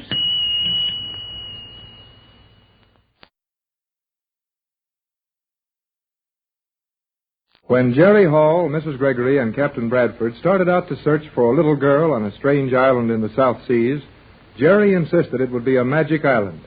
Now that Joan, Mrs. Gregory's long-lost little daughter, has been found on the island, and G47, the mad scientist, and his weird colony are holding Mrs. Gregory, Bradford, and Jerry prisoners, the strange island of Euclidia is indeed almost a magic island. Jerry, Joan, and G47 are in the voice transmission chamber on the island. Jerry tried to get a message through for help, but G47 overheard it. He turned a ray gun on Jerry and Joan. Mrs. Gregory's California radio operator is still trying to hear Jerry. What has happened, Hall? Cannot get your signal. What has happened, J24? J12C. Enough of that. So, you young fools, you would try to warn the outside world of my plans, would you? It might have been better had I used the death ray on you. No, I need you both. You have been unconscious for 50 seconds. 10 seconds more and you will revive. Then you will send a message I want you to send. Now, you should regain consciousness in just 3 seconds. That's funny. I was talking to J12 in Los Angeles, then the set went dead. I'll get him again. You will do exactly as I say, young man. Golly, I didn't see you. Say, what did you do to Joan? Joan, what's the matter? She did not receive the ray from this little toy of mine until after you did. It is just time for her to awaken. Now. You turned the ray gun on Jerry, but he is not dead? No. I used only the 60-second paralyzing ray. What are you talking about? Nothing happened to me. Didn't you see that I was asleep, Jerry? You were mighty quiet and funny, all right. G47 turned his ray gun on us when he heard you trying to warn your friends in California that you were held prisoner here on Euclidia. I didn't see any gun. I heard something that sounded like a baby screaming, a little child screaming way off. Then the radio set went dead. The radio set, as you call it, did not go dead. I merely put you to sleep with the 60-second ray. You were trying to deceive me. You bet I was. And I'll try it every chance I get. Do not speak like that, Jerry. G47 can do with you exactly as he pleases. Let him get busy on his worst then. I'm going to get off this island some way, sometime, and nobody's going to stop me. You are a fool. Even a brave man knows when to keep quiet. You are as completely in my power and cut off from the world as if you had never known it to exist. This little ray gun is only one infinitesimal part of my equipment for handling fools. Is that the little thing that put us to sleep? This is it. That doesn't look like a gun. It isn't any bigger than a lead pencil. Just the same, Jerry. That little thing will throw a ray across this island and carries enough power in it to paralyze 1,000 people. You have learned your lesson well, Cleostra. Oh, nix on that Cleostra stuff. Her name is Joan. She's Mrs. Gregory's little girl, and I'll call her Joan. You will learn to call her Cleostra. Her Euclidean name is the only name she will ever need. And it is our wish to know her as the symbol of Cleostratus, the great astronomer of ancient Greece who gave us the zodiac. Well, I'm going to call her what I like. Yeah, and that's not all. That is entirely too much. Silence, both of you. You will now send a message I instructed you to send before. And this time I will stand directly behind you with this little ray gun trained upon you. Go on, Jerry. Do as he tells you. Move the transmission lever there upon the map of California. This is the craziest radio set I ever saw.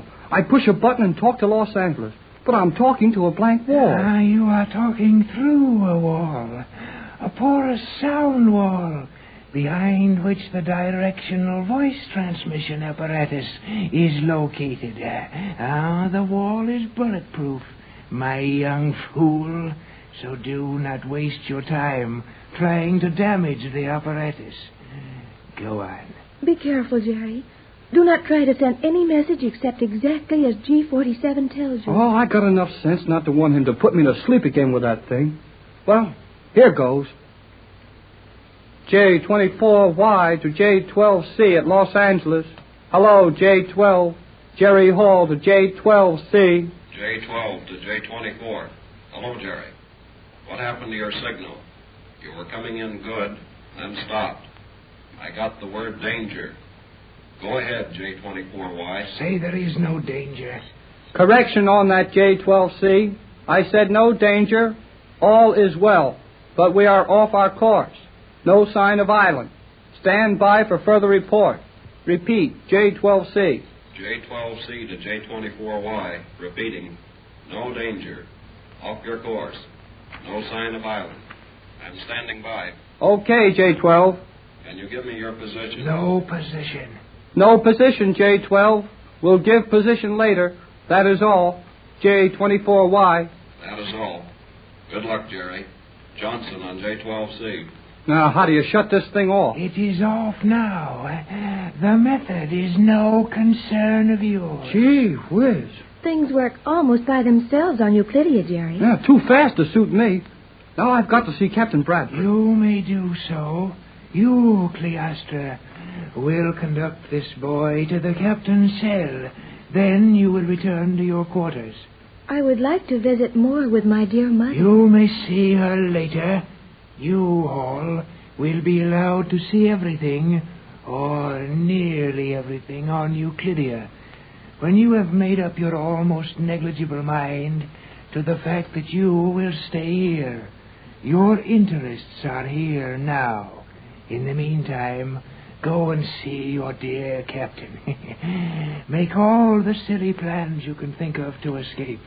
They will exercise your minds and furnish amusement to me. Go. Enough of this. I will see you when I want you. I will see you again. I don't like that guy. No one does. But it is not safe to show it. Now come, Jerry, and I will take you to the captain. Then I must go to my own quarters. I'll see you after a while and tell you some more about California and the rest of the world, huh? Tell me this, Jerry, as we walk to the captain's cell. Your name, Jerry Hall, what does it mean? What does it mean? Yes, it must have a meaning. Well, it means that my mother's and father's name was Hall, and they called me Jerry. But that means nothing. Means plenty to me. But on Euclidia, all the names mean something. One of these days, you're going to quit worrying about what things mean on this spooky island. And it is a spooky place. Look, here we are walking on something that looks like concrete or stone. But our shoes don't make a sound. That is not strange to me. I have seen how they make the noiseless rock, the transparent steel, and the invisible cloth. Golly whiskers. When we get off this island, we'll show the rest of the world a lot of swell tricks. I wish, Jerry, I wish you would not speak of getting off this island. You're only wasting your breath. You don't think we're going to get off, huh? I know you will not. And you will only make it dangerous for all of us if you try. Wait till Tex Bradford and I get down to figuring this out. And we'll make it dangerous for anybody that tries to keep us from going. There's Captain Bradford's cell. I must leave you here. Where? I don't see any cell. You do not look closely, Jerry. There's nothing but a blank wall in front of us. And if you look carefully at that wall, you will observe that you can see through it. And Captain Bradford is sitting in a little cubicle of a room. Doggone it. I'm getting tired of all these tricks. Why don't they have windows and doors like anybody else? Doors and windows are not necessary when you can see and talk through steel walls. I guess you're right. Hey, Tex. Captain Bradford. Yes, Jerry. Come over to the wall so I can talk to you. You may step nearer, Jerry, but do not touch the wall. The walls are charged with electricity, huh? Yes, and the power is enormous. That's why these walls make such good cells. Stop. You are near enough now. Hello, Joan. How are you and Jerry getting along? This Jerry of yours, I like him. He is a very nice, but very foolish boy. Oh, she's worried, Tex. Just because I don't let old G47 bluff me. I'm afraid it's no bluff, son. Better lay low and do what he says. I must go now. When can I see you again? I will come to you when I have permission. Oh, darn the permission. Steady, Jerry. Joan's right. No use trying to go against the rules here till we have a plan. I'm sorry. I'll see you later, Joan. Goodbye, Jerry.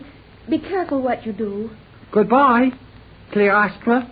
You don't like that name much, do you? Oh, it's all right. I don't like it because old Geometry gave it to her, I guess. Well, now that we have a minute to ourselves, let's see what we've learned about our situation here. The more we learn about it, the worse it gets. Where's Mrs. Gregory? She's in the room where they make dresses in 300 seconds, wherever that is. Well, as long as they don't injure any of us, we have a chance. Not much. I tried to cheat on a radio message to Johnson, and old G47 turned a ray gun on me. Did he hurt you? No, just put me to sleep for exactly 1 minute. Then when I woke up, he had me believing I'd better not try it again. Did you get through to Johnson at all? Yeah. With the old guy shoving his gun in me, in my back, I had to tell Johnson all was well. That we were off our course, but in no danger. And that we didn't know our position. Good boy. That helps a lot. How could it? I didn't have time to show you all the things we have on that yacht. And you didn't see any of our equipment at the Gregory home. But Johnson knows it's impossible for us not to know our position as long as we have current enough on board to send him a message. And in an hour, he'll have our position all figured out. How can he do that? Just as we did on the yacht when... No, I'd better wait for another time to review that. The chances are, in fact, I'm sure, that every word we've said has been overheard by someone. Then we've already said too much. Yes, I know it, but we've got to talk sometime. And what we've said so far is no more than G47 has figured out for himself by now. Is there anything that guy doesn't know? There is one thing he can't touch, Jerry. What's that? He can't read your mind. The man is no magician, and he's no trickster. Though he is probably the greatest scientist the world has ever known, or failed to know. Everything he produces is an exact science.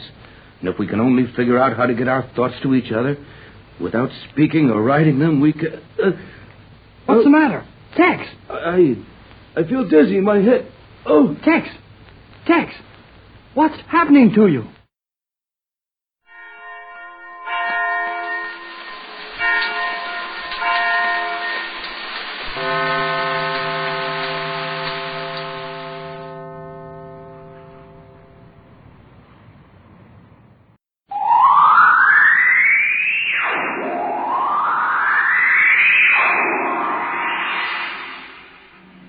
Now, step into the incredible, amazing future as we go exploring tomorrow.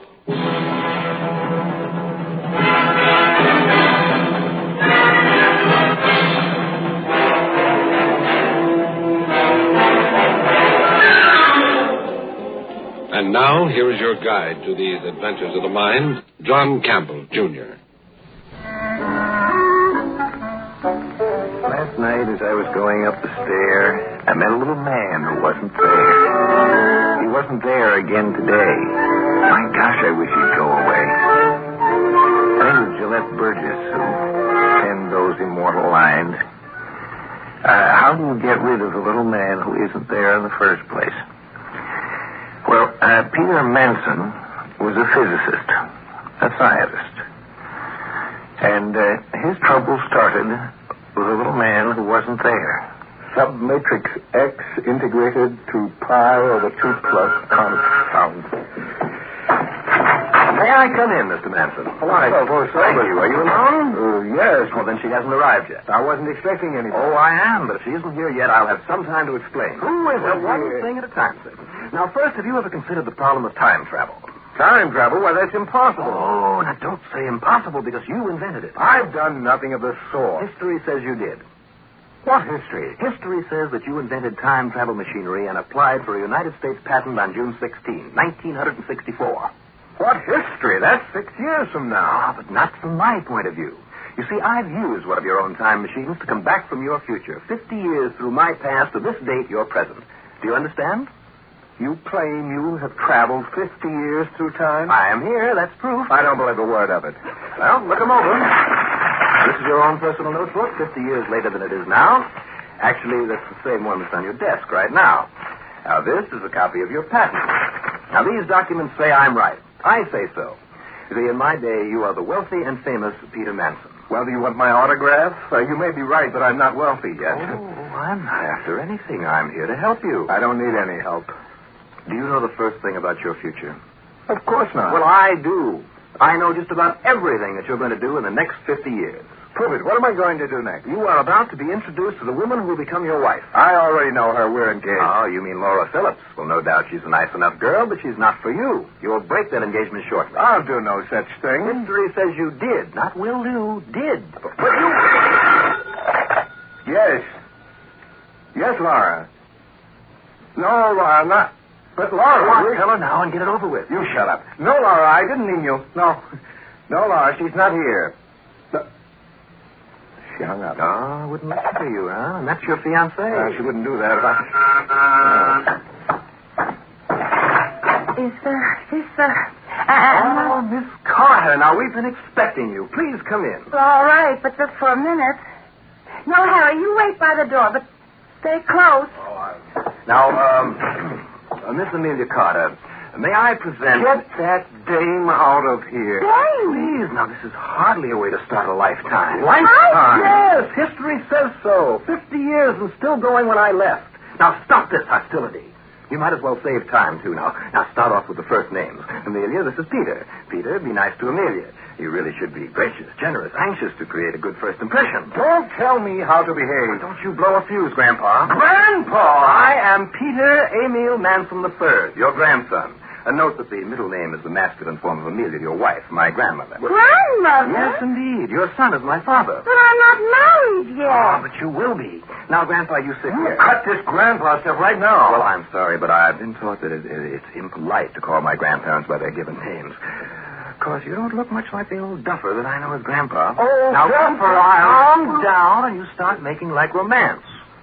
You know, you're not even engaged to Grandma yet. Don't call me Grandma. Pardon me, it is impertinent, but you are quite a dish. Now that I've seen you in your youth, I can understand why Grandpa threw over this Laura Phillips girl. I can hardly believe that you'll become that sweet little old lady. Mr. Manson, what's he talking about? He's a time traveler from the future who says he can prove that we met, got married, and... Now, don't go any further. I'm afraid he's right. He says it's history, and we can't change history, can we? But I hardly know you. Well, if you'd known each other, I wouldn't have to introduce you, would I? Maybe somebody'd better explain this to me. Ah, fine. Now we're off to a start. Highball, Grandmother? Yeah, I think I need one. Now a little more romantic setting. Soft lights now. And now I'll leave you two to canoodle a bit. I've other things. But Harry... I'll take care of Harry. Guys, that'll be Laura. Run high. Do something. Oh, relax, Grandpa. I'll take care of everything. But Peter Manson wasn't the only one having trouble with the little man who wasn't there. You know, the future cannot be handled logically. It's logically impossible because it doesn't exist yet. And if it doesn't exist, then obviously it isn't logical. But it's going to exist, so... Well, you see what I mean. Logic is just hopeless. I should ought to clobber you. Oh, now be reasonable, Harry. It wouldn't prove anything. But Amelia's my girl. Get over it, Harry. They're probably arranging their engagement right now. You meddler. I am not a meddler, Laura. I'm just an instrument of fate. Fate? Poor Peter thrown to that blonde lion. Oh, you stop calling my girl names, you hear? You're acting like a pair of spoiled children. Now stop it. I regret that you've lost your loves, but really no one ever actually died of unrequited love. Mine wasn't unrequited. Well, it might as well be once they're happily married. Happily married? Well, you wouldn't want them unhappy, would you? No, I'd like a little happiness myself. Well, so would we all. But stop and think. Now, if the number of human lives depended upon your giving up a love affair, would you go on selfishly and marry the man anyway? Well, that's hardly fair. Well, then I'll put it up to Harry. Harry, if your own life depended upon preventing a wrong marriage, would you stand by and let them go ahead? Make your own point. You're the meddler. All right. My life depends upon it. My father's life depends upon it. Unless Peter Manson and Amelia Carter marry, neither my father nor I can be born. Now, knowing this, I used my grandfather's time machine, came back to give a formal introduction. Now, you can't blame me for wanting to live, so I came back and I fixed it up. Yes, you're a great little fixer-upper. Maybe we should ought to fix you up and then go on as we please about it. You don't know much about time and history, do you? No, but I could make up a... You could not change a thing. Why not? If your father and mother had never met, could you have been born? Oh, don't be utterly ridiculous. Now, don't ever be scornful of stating a simple fact. I exist, therefore I am. Now, say it as you please. To you, Peter and Amelia will marry. To me, Peter and Amelia married 50 years ago. Now, the sensible thing to do is to accept the fact. Wipe it off the slate. Pick up the pieces and go on from there. Such as? Well, now, you're both very attractive people. You have a common bond of memory. Ain't my type. Well, I looked at better myself. Oh, Gad, this is a primitive era. Tell folks what's best for them, and they want to... What is the term, Harry? Clobber you. Yes, that's right. Clobber me. That's the best idea I've heard all night. No, not here. Outside, where I can stop being a lady. Then I'll help you. Well, you can beat me up, but you can't change something that's already happened. Now, can you? Look, I've taken all I can. I'm going home. Can I? That is a fine practical arrangement. Find sympathy in one another. It's the better thing to do. And maybe you'll find happiness with one another, too.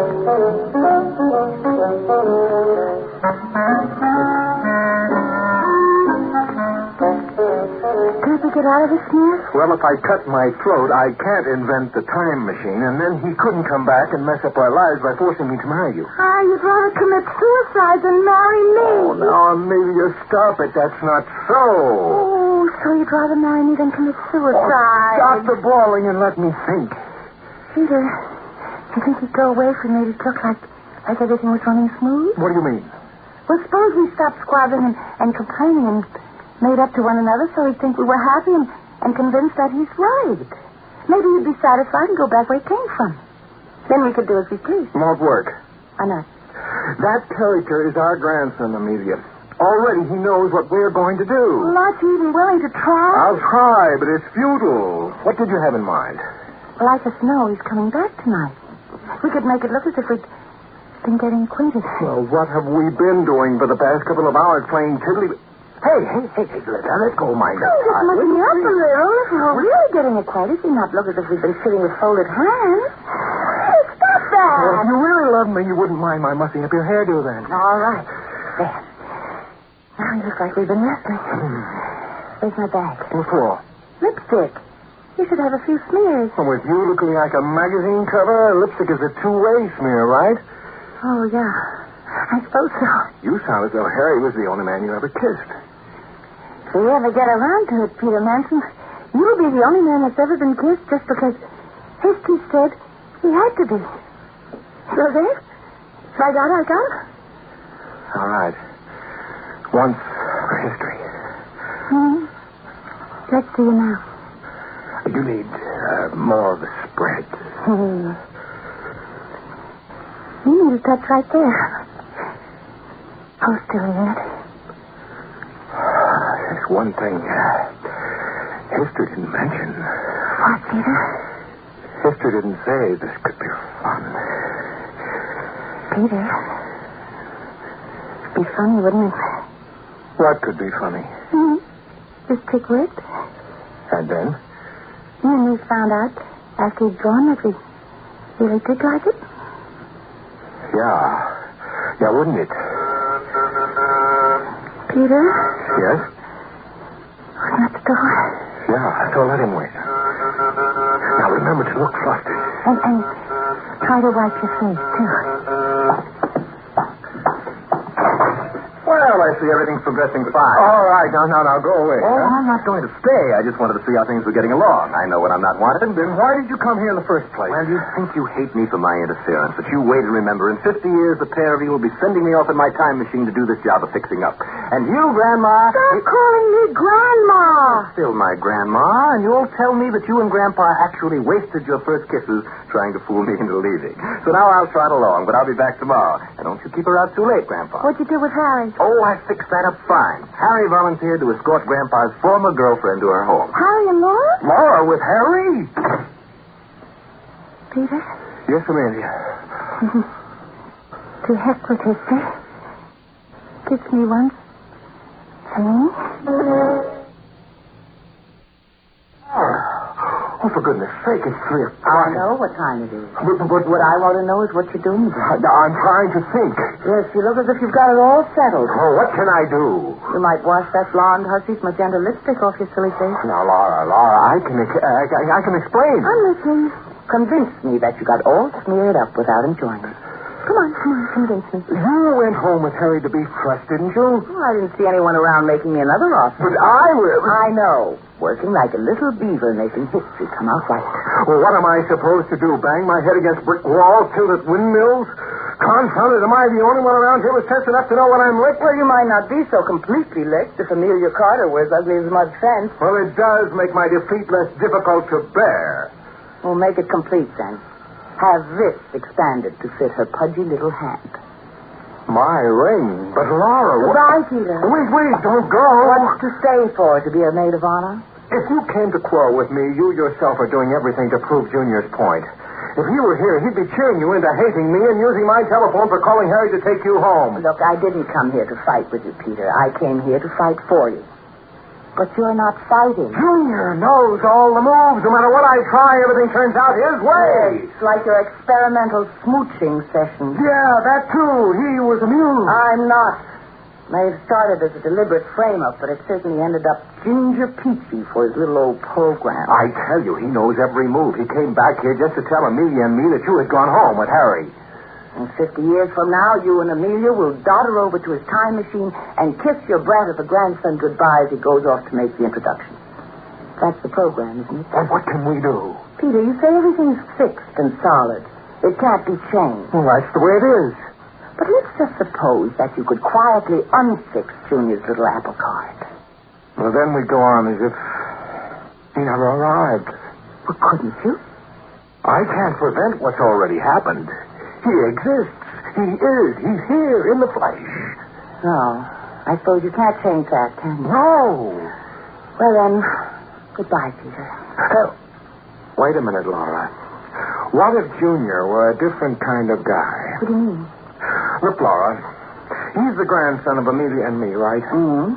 If I don't marry Amelia, he doesn't get born. He can't exist unless we follow every move right down to the last letter of the historic record he talks about, right? Yes, but... Let's assume that the future is not a firm and solid hunk of recorded history. Well, everyone but you and Junior have been saying that all along, but you keep pointing at Junior's history book and saying no. But suppose that Junior's history book is only one of many possible histories. Then how do you explain his solid existence? Floating a brick on water is not impossible. It's just extremely unlikely. Oh, stop sounding like a mathematics professor, Peter. Get to this important point. Until Junior arrived with his books and his papers to show me, us, how we were going to act, he was rather unlikely as a future probability.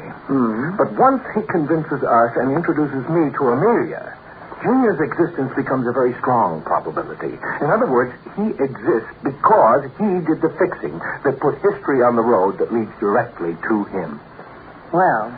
you could rob a bank and get tossed in jail, and that would stop you from marrying anybody. Well, we can't change things that drastically.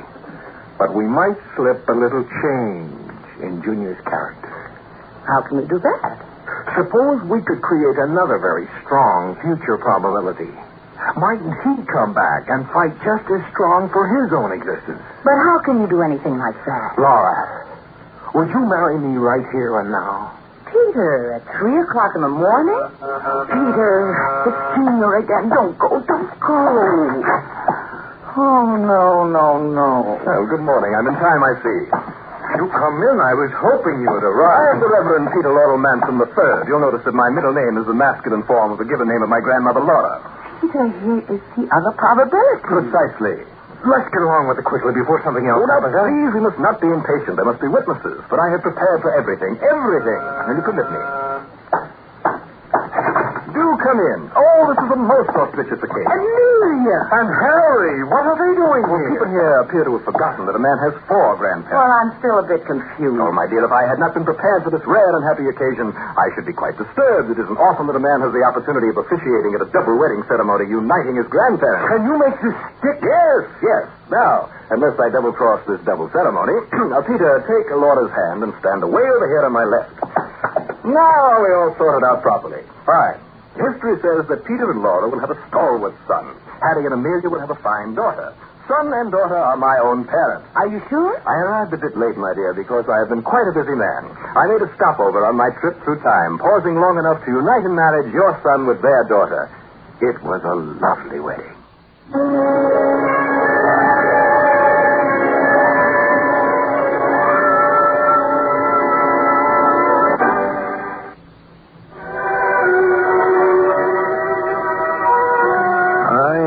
Time goes by.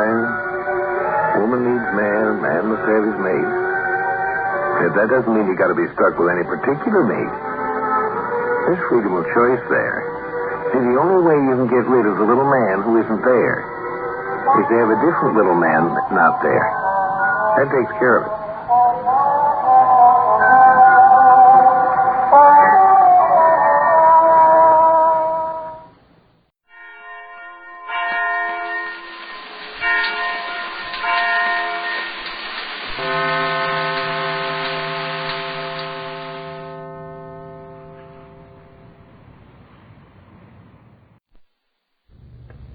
than a speeding bullet. More powerful than a locomotive. Able to leap tall buildings at a single bound. Look, up in the sky. It's a bird. It's a plane. It's Superman. Yes, it's Superman, strange visitor from another world who came to Earth with powers and abilities far beyond those of mortal men. Superman, who can change the course of mighty rivers, bend the steel in his bare hands, and who, disguised as Clark Kent, mild-mannered reporter for a great metropolitan newspaper, fights a never-ending battle for truth, justice, and the American way. But before we join Superman, here is an important message. Fellows and girls, don't ever get the idea there's nothing you can do to help win this war. Just because you can't join the Army or Navy doesn't mean that you can't be part of this big fight to preserve the American way of life. No, sir, not at all. There is one big important thing you can do, and I'm going to tell you about that right now. You see, aside from the fact that we can't all be soldiers, sailors, or Marines, because we're too young or too old or something, it's necessary for a good many of us to stay right here where we are.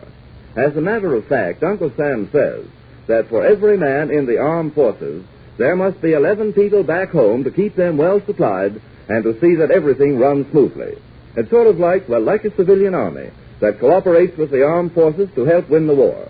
And that's where you come in, you and I, for we're all members of this civilian army. And the best way we can help our boys at the front is to buy war-saving stamps and bonds and buy them regularly. How does that help? Well, let me tell you. It helps our government to finance the war.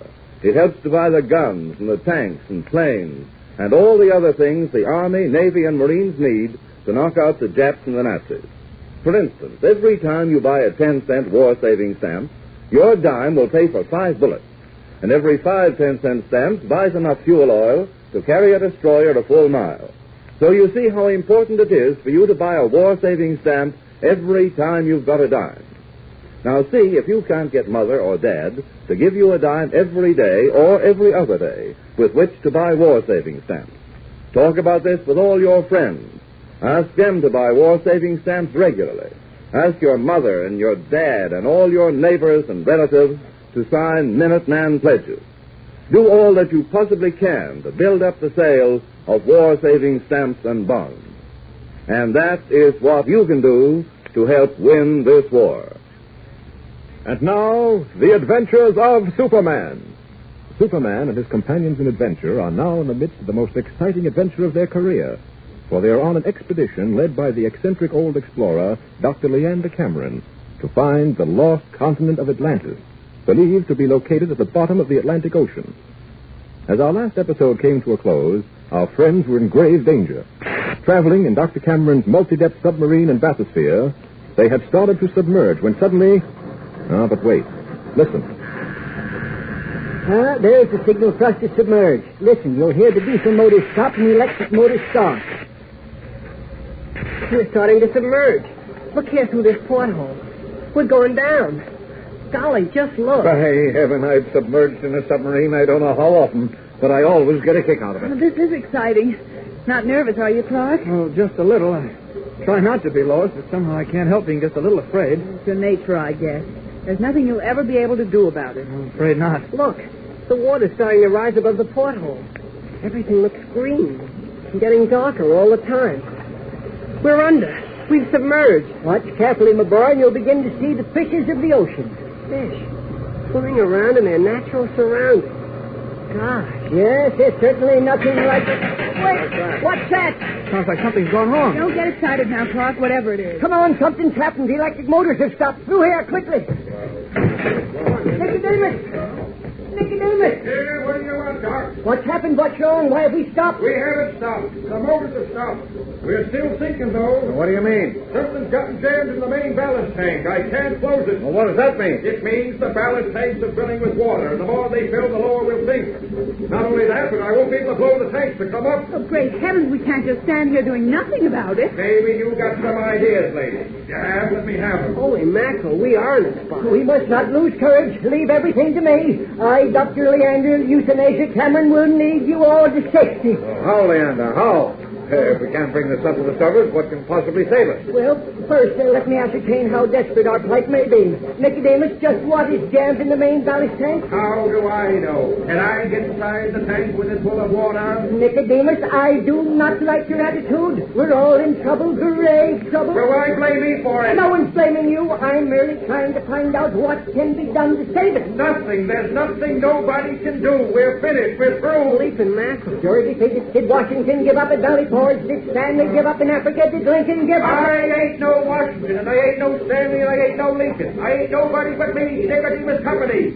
And when I say we're done, we're done. And when I say that I, Dr. Leander, euthanasia Cameron, shall lead us all to safety, I mean that, sir. Ah, you're crazy. Now, look here, you two. We're in How something dare you, Nicodemus? How dare you look at me in that tone of voice? But I'm trying to explain to you, Doctor, that What about the escape chamber, eh?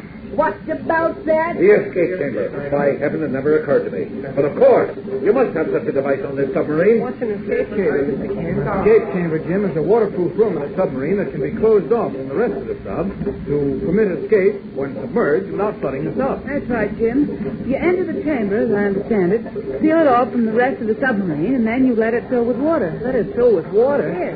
Holy mackerel, what happens to you then? Well, before the chamber fills with water, you put on what is known as a mumps and lungs, a mechanism that permits you to breathe as you reach the surface. Jumping Jiminy. You mean we'll have to leave the submarine underwater and go up to the surface with just one of them mumps and lung things? Well, they're quite safe. Well, looks as if we've nothing to worry about now. Yeah, that's what you think. Now what, Nicodemus? Don't you think I'd have thought of the escape chamber before this if it could be used? What do you mean? Oh, hang it all, Doctor. You know as well as I do that the metal door sealing off that chamber is controlled by our motors. Well, what of it? The motors have gone dead, mister. Didn't you hear them stop? We can't possibly operate the chamber. We can't even get inside it.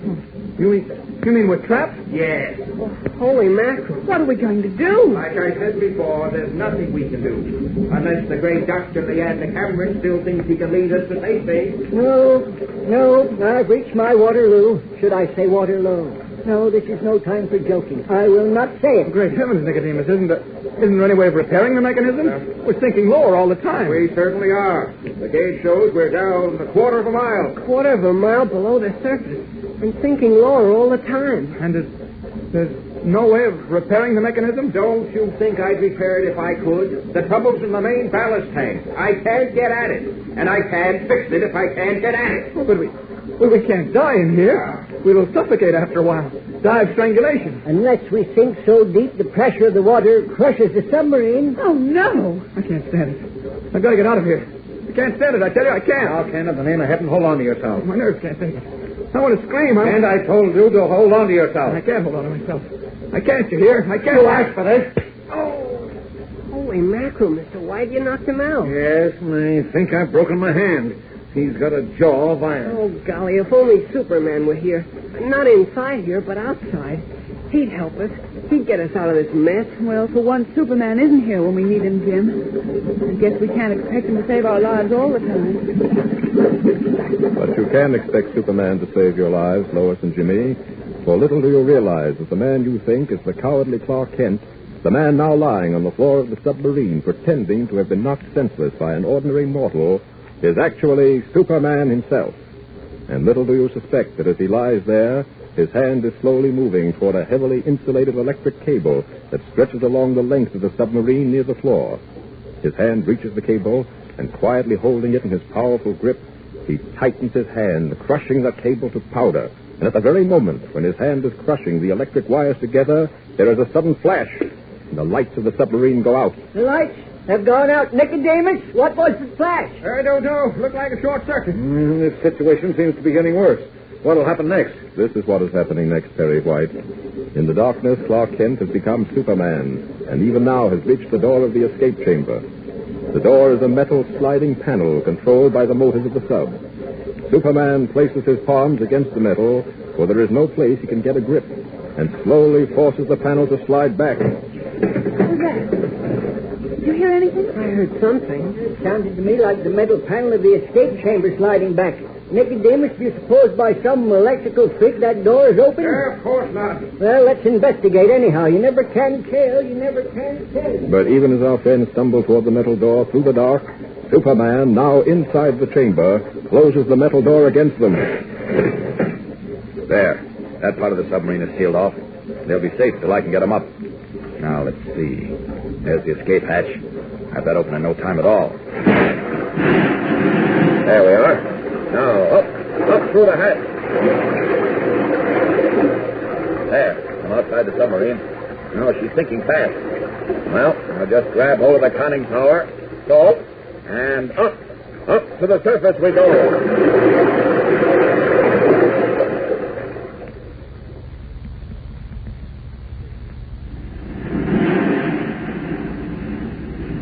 It'll soon be dark. Yes.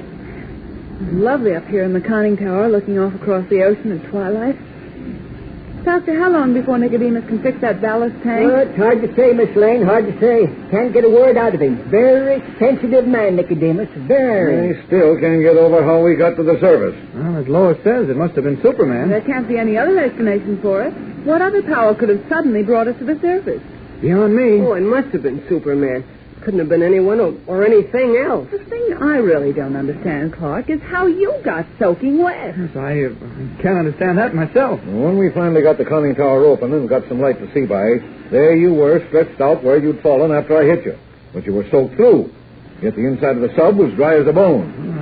I don't know. Very strange, I must say. Very strange. Well, there are many things one cannot explain. Well, there's one thing I can explain. I've got a hollow feeling in my stomach. Explanation? I'm hungry. Yes, it's almost dark and certainly close to dinner time. Well, let's go blow and... Wait a minute. What's that? Something rearing up out of the sea just off our beam. It's hard to see. It's getting so dark, though. It's another submarine. Another submarine? Yes. A German U-boat. What? Now, Kent, how in the world can you see that? Well, it could see pretty well at night. This is only twilight. There's a swastika on the conning tower of that sub. I see it. I see it now. This looks like trouble. If only we could submerge. Yes, but we can't submerge until Nicodemus fixes those motors. Wait a minute. The conning tower on that U-boat is opening. Yes. Men are coming out of the sub onto the deck. Mm-hmm. Yes, I see them myself now. Well, what do you think they're going to do? They're moving over toward the cannon on deck. Something tells me... Yes, by heaven, they're training that gun at us. What do you mean? You don't mean they're going to shoot us out of the water? Oh, they wouldn't do that. Oh, the Nazis might do anything. Kent, does it look as if they were going to fire on us? There's your answer, Chief.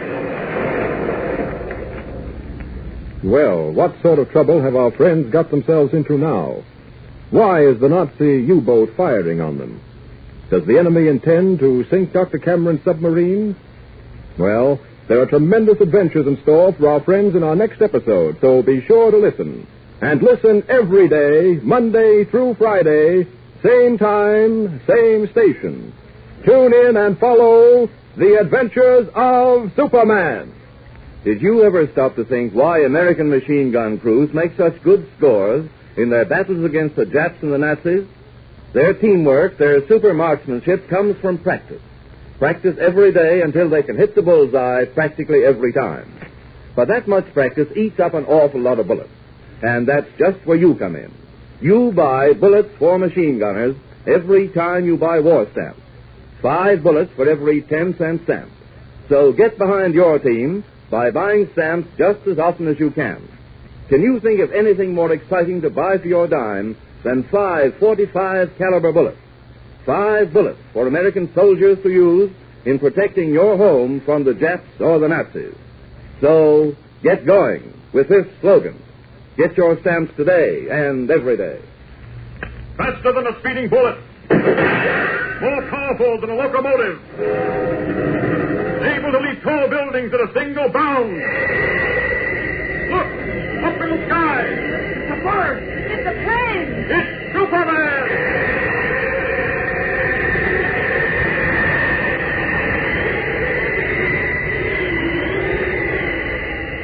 Follow The Adventures of Superman every day, Monday through Friday, same time, same station.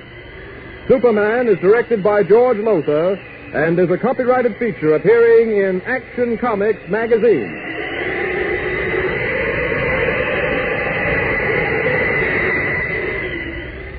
This is Mutual. Faster than a speeding bullet. More powerful powerful than a locomotive. Able to leap tall buildings at a single bound. Look, up in the sky. It's a bird. It's a plane. It's Superman. Yes, it's Superman, strange visitor from another world who came to Earth with powers and abilities far beyond those of mortal men. Superman who can change the course of mighty rivers, bend steel in his bare hands, and who, disguised as Clark Kent, mild-mannered reporter for a great metropolitan newspaper, fights a never-ending battle for truth, justice, and the American way. But before we join Superman, here is an important message. Fellas and girls, somewhere in the Solomon Islands, there are a lot of big, tough, fighting Marines. And they're carrying guns that you may have helped to buy for them. That is, if you've been buying your share of war-saving stamps for victory. You see, every single dime you exchange for a war-saving stamp helps to buy the guns and bullets, the planes and bombs, the ships and the shells that are going to lick the Nazis and the Japs. Now, we know that all red-blooded Americans can't actually wear Uncle Sam's uniforms. Because some of us are too young or too old to join the Army or Navy. But there is one big important way we can help. We can buy war-saving stamps and bonds. We can lend our money to Uncle Sam and put weapons into the hands of American fighting men. Why, do you know that your dime spent for a war stamp is the same dime used to buy 5.45 caliber bullets? I guess you know, too, and the Japs and the Nazis certainly do, what a soldier or sailor or Marine can do with 5 bullets. And speaking of sailors, you might be interested to learn that every time you buy 5 war stamps, that same 50 cents buys enough fuel oil to carry an American destroyer a full mile closer to its objective. Now, that makes buying war stamps pretty exciting, doesn't it? So look, let's make a promise to ourselves right now. Let's promise to buy war-saving stamps every week, regularly. And you can help even more than that. You can get your friends and your mother and father and all the people you know to buy war stamps and bonds regularly. And they'll want to help, too, when you explain to them how important it is for all of us to do our share to help our brothers and our friends in uniform. Our boys are going to win this war, and we've simply got to help them. So remember this slogan. Repeat it often to your family and friends. Every time that you've got a dime, buy a war-saving stamp. And now, the adventures of Superman.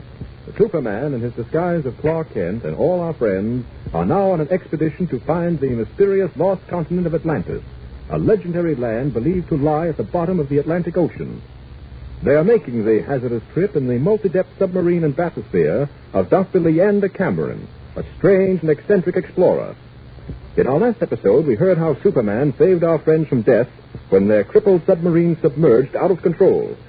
Brought to the surface by Superman, they were standing in the conning tower at twilight, waiting for Dr. Cameron's sub to be repaired, when suddenly Perry White spied something coming up out of the water. Listen. Well, look off there. Something's just come up out of the water. Golly, what can that be? It's another submarine. A German U-boat. Clark, how can you tell it's a German U-boat? It's getting so dark, I can just about see the sub myself. Well, it could see well at night. Now, look hard. See there? Yeah? Swastika on the conning tower of that sub. I see it. I see it now. This looks like trouble. If it could only submerge, Leander. But you know we can't submerge until Nicodemus fixes those motors. Look. The conning tower on that U-boat is opening. Men are coming out of the sub onto the deck. I see them myself now. Well, what do you think they're going to do? Well, they're moving over to the cannon on deck. Something tells me that... Yes, by heaven, they're training that gun at us. Alex. You don't mean they're going to shoot us out of the water? Well, there's your answer, Chief. Why the filthy rat? Those were just warning shots. Just in case we had any ideas about trying to escape. Uh-oh, they're going to board us.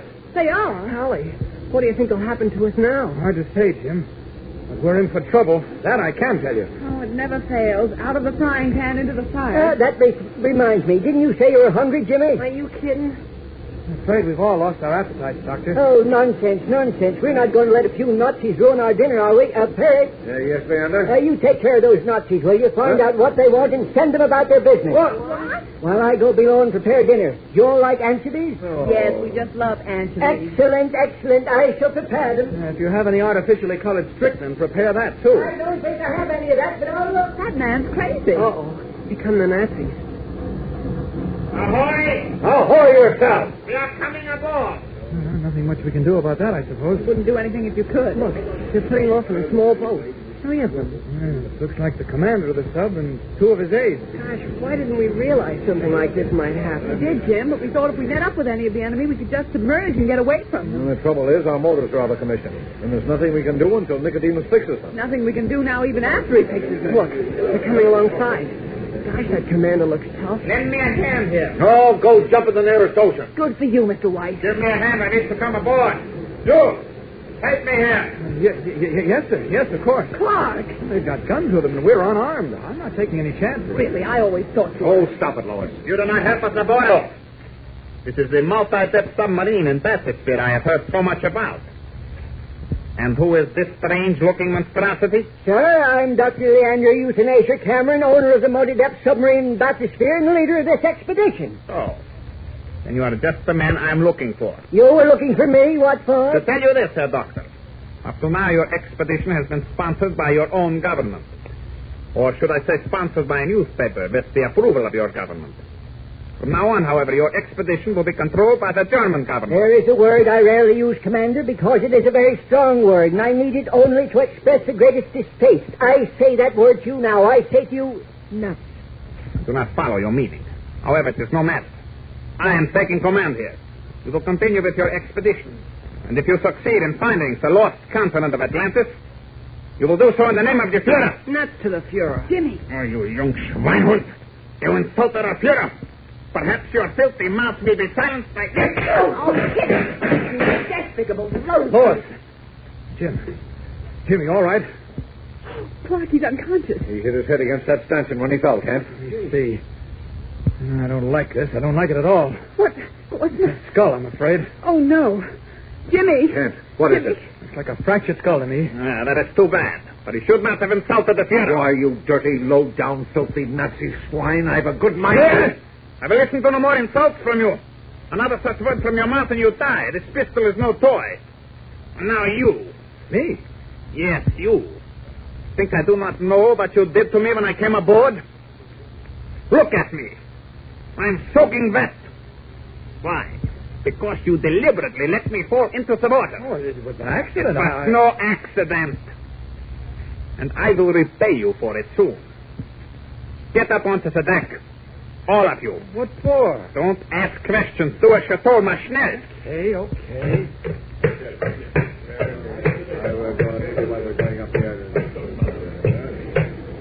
Now look here. I'm sick and tired of this. I refuse to be ordered. You do as you are told, or I will shoot you down like a dog. What about Jimmy? Yes, the boy, Commander. What about him? It is unfortunate, but I cannot waste time in pity.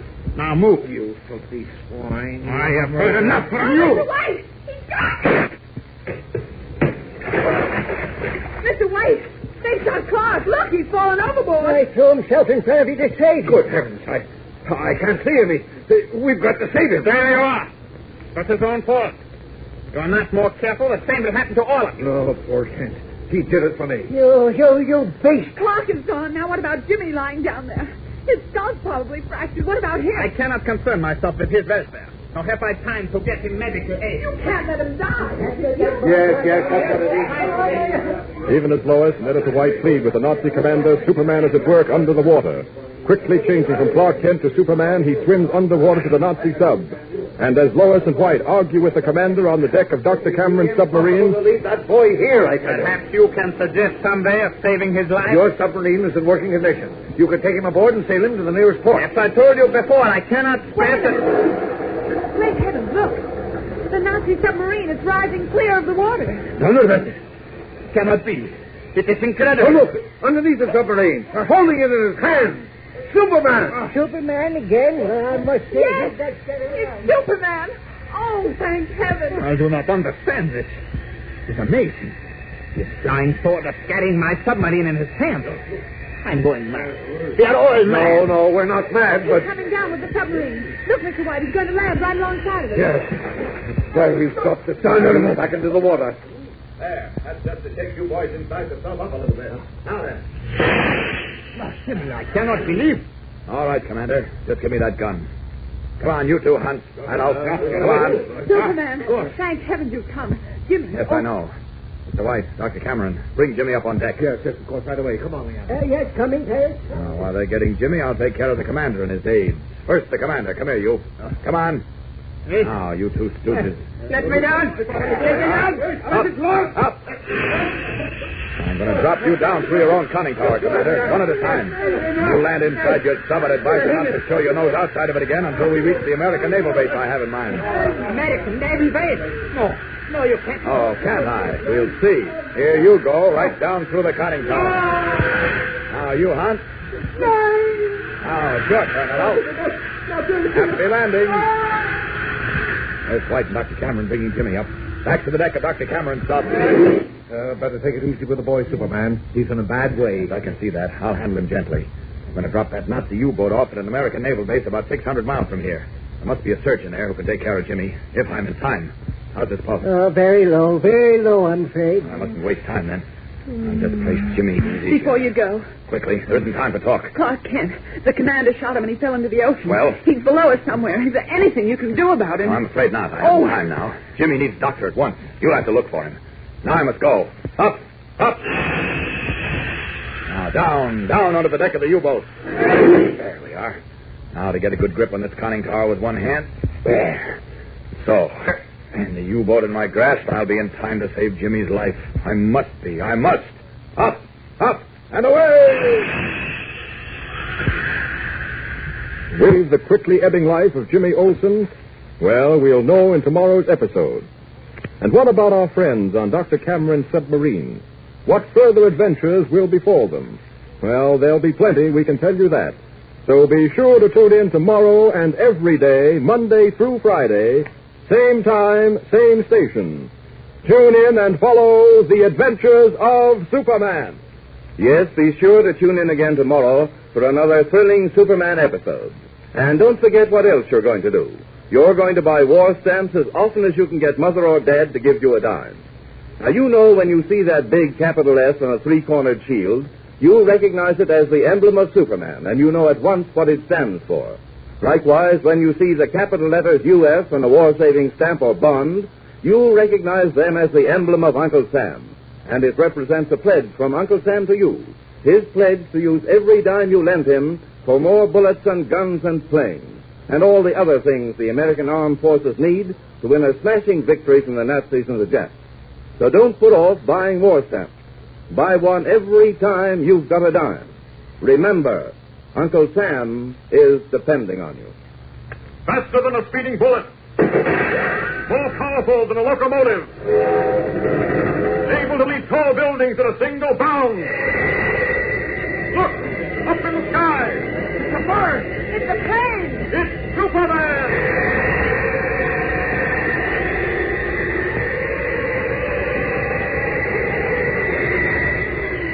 Follow the adventures of Superman every day, Monday through Friday, same time, same station. Superman is directed by George Lothar and is a copyrighted feature appearing in Action Comics magazine.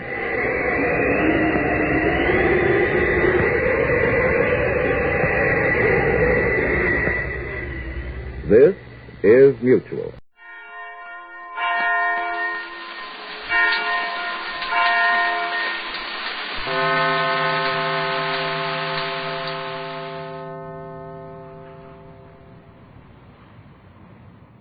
Kellogg's Pep, the build-up wheat cereal, invite you to rocket into the future with Tom Corbett, Space Cadet. 5, 4, 3, 2, 1, 0!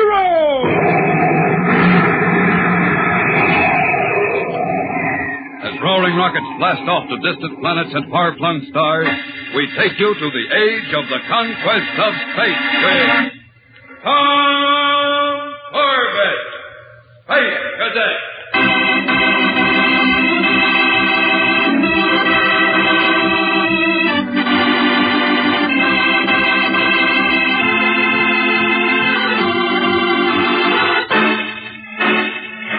Rocketing through the inky blackness of space far out in the asteroid belt, the Polaris suddenly picks up a radio call from Dr. Joan Dale.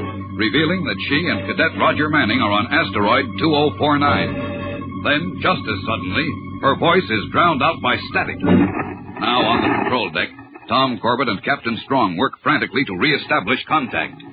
Rocket Cruiser Polaris to Dr. Joan Dale. This is Tom Corbett on the Polaris. Can you read me, Dr. Dale? Come in. Come in. Hello, Polaris. This is Dr. Dale. We've got her again, Captain Strong. Good, I'll take over. Hello, Joan. This is Steve. Your rocket scout just exploded out here in space. How in the universe did you and Manning manage to abandon that ship and get to the asteroid? We didn't abandon the ship, Steve. When Roger and I landed here, Mason and his men took us prisoner. Joan, I don't understand. Why should Mason take you prisoners? Well, he's learned that the ore he was sent here to mine is extremely valuable, so he's been strip mining, selling the ore privately to line his own pockets. I see. He and his men were loading a privately owned freighter when we arrived. We caught them red-handed. Where are you transmitting from, Joan? How did you get to a set? We're locked up in a tool shed where their spare equipment is stored. Roger and I finally succeeded in rigging up this radio. Steve, you're our only hope. You've got to help us. We're on our way, Joan. And, Steve, another thing. Yes? In case anything goes wrong, Hello, Joan? Joan, come in. What happened to the receiver, Tom? Well, nothing, far as I can see, Captain Well, Strong. check the circuit. Oh, the circuit's all right, sir. She just isn't sending. Well, try to raise her again. Aye, sir. Polaris calling Dr. Joan Dale on Asteroid 2049. Polaris calling Joan Dale on Asteroid 2049. Come in, Dr. Dale. We aren't reading you.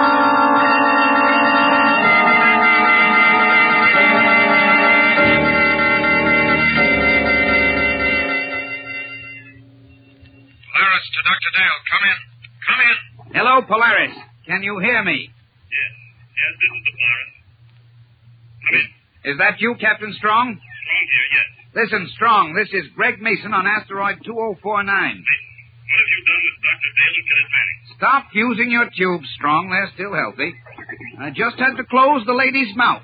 She talks too much. What do you hope to gain by this, Mason? A fortune, Captain, and the freedom to enjoy it. Now get this and get it straight. We're going to monitor your space transmitter from now on. Stay away from here, and don't try to send a report to any ship. Is that clear? And if we do? Then it will be curtains for these two friends of yours. You'll never see them again, alive.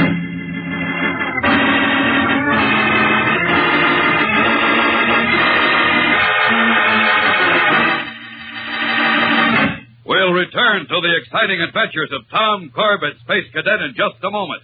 So stand by. Say, Spaceman, did you ever go to a briefing session? Well, that's what the cadets at Space Academy do before each space flight. All the cadets on that flight meet in the ready room. Then the commander of the flight gives them their instructions about the mission. Well, one day, Captain Strong was telling the cadets about it. All right, now, settle down, everybody. Now, that's better. Now, you all know your jobs. We'll start blasting off at 0800 hours. Blast off at 3-minute intervals in the order assigned and head for the rendezvous point. And one thing more. Don't stay in the sack and miss breakfast. You'll need your wits about you, and you'll need lots of energy. So get down to that mess hall early and put away a good breakfast. I suggest you belt away lots of Kellogg's Pep, for one thing. Pep gives you plenty of vitamins, plenty of good food values, plenty of energy food to call on. Vitamins B1 and D help keep you on your toes. So make sure you're getting your share. Some of you ought to have second helpings of Pep on that score alone. Besides, Pep tastes so downright good you'll ask for a second bowl anyway. Just make sure you leave some for me. That's all. Cadets, take that. Dismissed. Well, I think Captain Strong had better get to that mess hall early himself. You know, Pep really makes a hit at the breakfast table. You spacemen out there, try Kellogg's Pep yourself. See how absolutely swell a cereal can be. You'll be just like cadets here at Space Academy if you sit down to the spaceman cereal, Kellogg's Pep. P-E-P. Pep.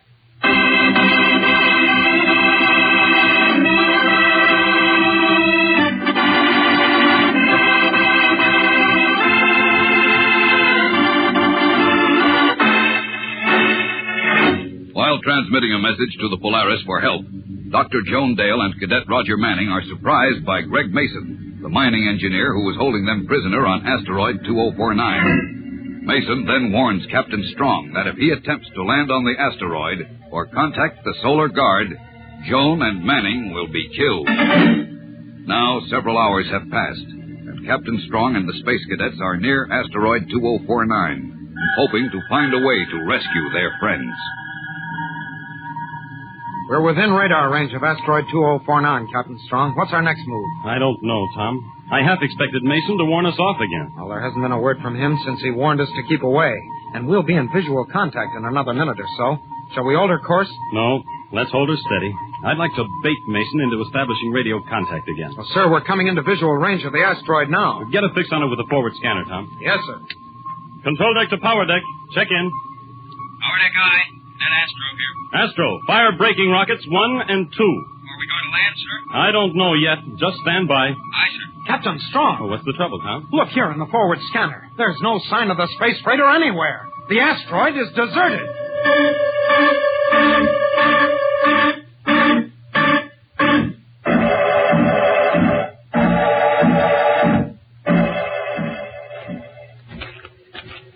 I've been through the whole camp, Captain Strong. It's empty. Even the supplies are gone. How about you, Astro? Well, I didn't find anybody, if that's what you mean, sir, but I did notice something else. What's that? The ore veins in the mine are all played out, sir. There's nothing down there to mine. No?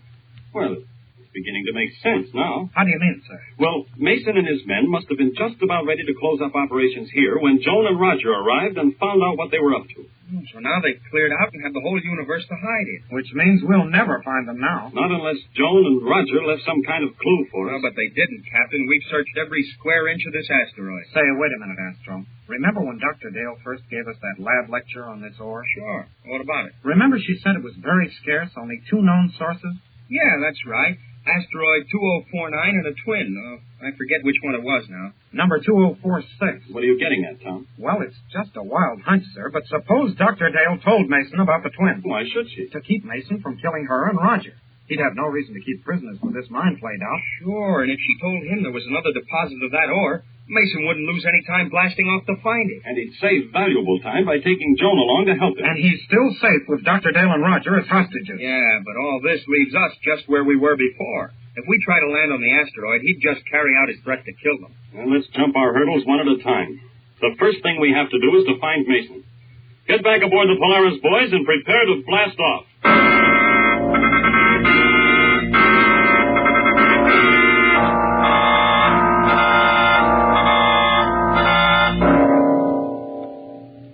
Well, Dr. Dale, you can thank your friends for keeping their word. So far, they haven't reported what's happened to you and Manning. How long do you think you can get away with this, Mason? You're bound to be caught sooner or later. That's right, Mason. You haven't a chance. If you were smart, you'd give yourself up to the Solar Guard. Maybe they'd be easy on you. You're space-happy, Manning. I've got everything under control. As soon as my men strip this asteroid of its ore, we're blasting off in this freighter for outer space. What about us? You needn't worry, Manning. You and Dr. Dale won't have to make the trip. You're darn right we won't. Tommy! Come in here! Quick! I've just been waiting for a chance like this, Mason. Roger, look out! Behind you! Let go of my arms, you slimy space rat! That's it, Tommy! Pin him down! Dirty space crawlers, I'll take on both of you! Not now, you won't, Manning. Let go of me! And since you won't behave, we'll teach you how. Take them below, Tully, and put them in irons.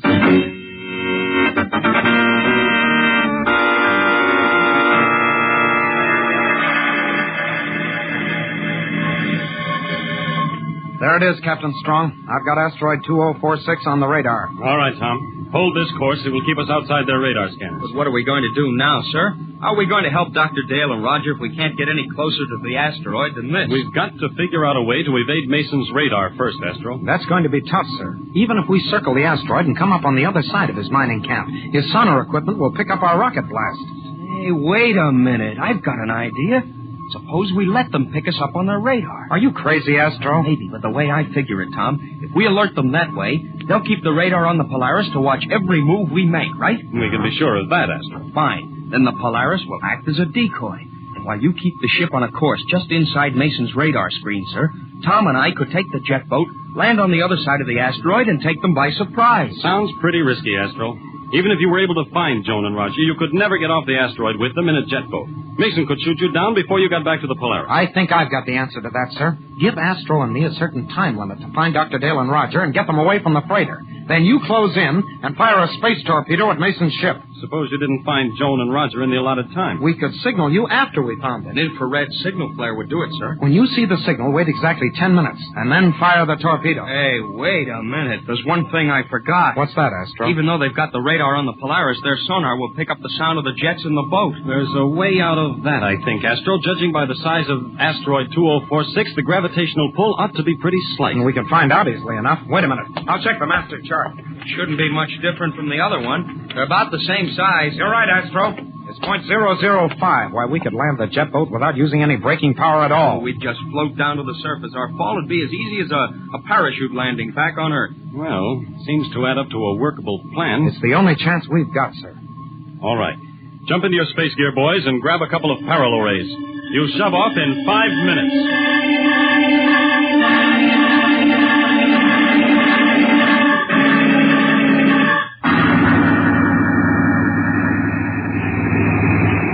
Hold on, Astro. We're going to touch down, and we just might hit a little harder than we figured. We'll know in a second, Tom. Here goes. Not bad. Hardly jarred us. Okay, put your space helmet on, and let's get moving. Right. All set. Open the hatch. Come on. We've got a small-sized hike ahead of us. It won't take us long. With this gravity, you can jump 10 or 15 feet at a time. I imagine they'll be using their space freighter for headquarters. I doubt if they take the time to put up a regular camp. Okay, then, let's head for her. You can see her nose just over the horizon.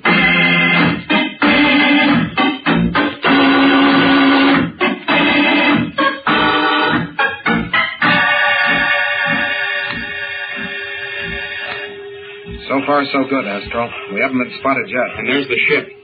The crew is unloading something from the aft hatch. Mining equipment. Our hunch was right.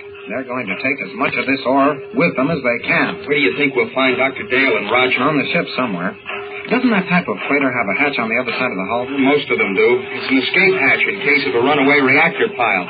It should lead right to the power deck. Good. We'll give it a try. Come on.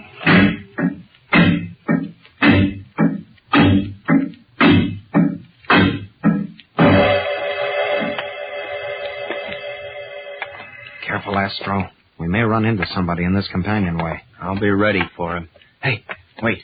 Let's check this compartment. Okay, open the bulkhead door, but take it easy. There you are.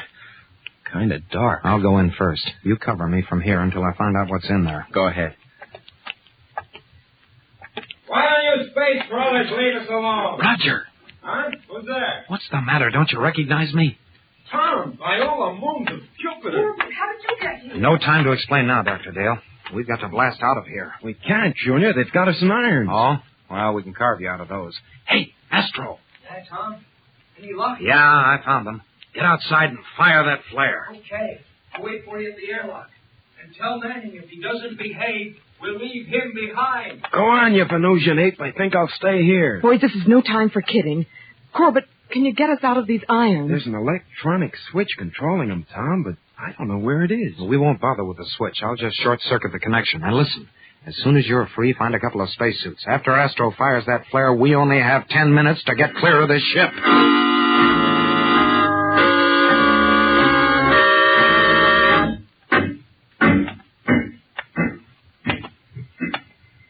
Here's the airlock. Put your space helmets on. Let me help you, Dr. Dale. Thank you, Manning. I can manage. Ready? Yes, Corbett. Lead the way, Junior. Hey, where's Astro? I thought he was going to meet us here. Probably outside. Equalize pressure, will you, Roger? Right. Tom, why did you send Astro outside to fire a flare? To let Captain Strong know we found you, ma'am. And have him fire a space torpedo at this ship. A space torpedo? Don't fuse your tubes, Roger. It's a timed operation. 10 minutes after he gets the signal, he'll fire. That'll give us time to clear the freighter. Well, it's been at least 5 minutes since Astro left. We've got to make tracks. 4 minutes and 30 seconds exactly, Roger. Don't worry. I'm keeping track of the time. We ought to make it easy. Okay. Pressure's equalized. I'll open the outer portal. Right. Come on, Dr. Dale. You see Astro? Yeah, there he is. Hey, Astro! Astro, is everything okay? What's the matter with him? Why doesn't he answer us? Hey, he looks kind of funny to me.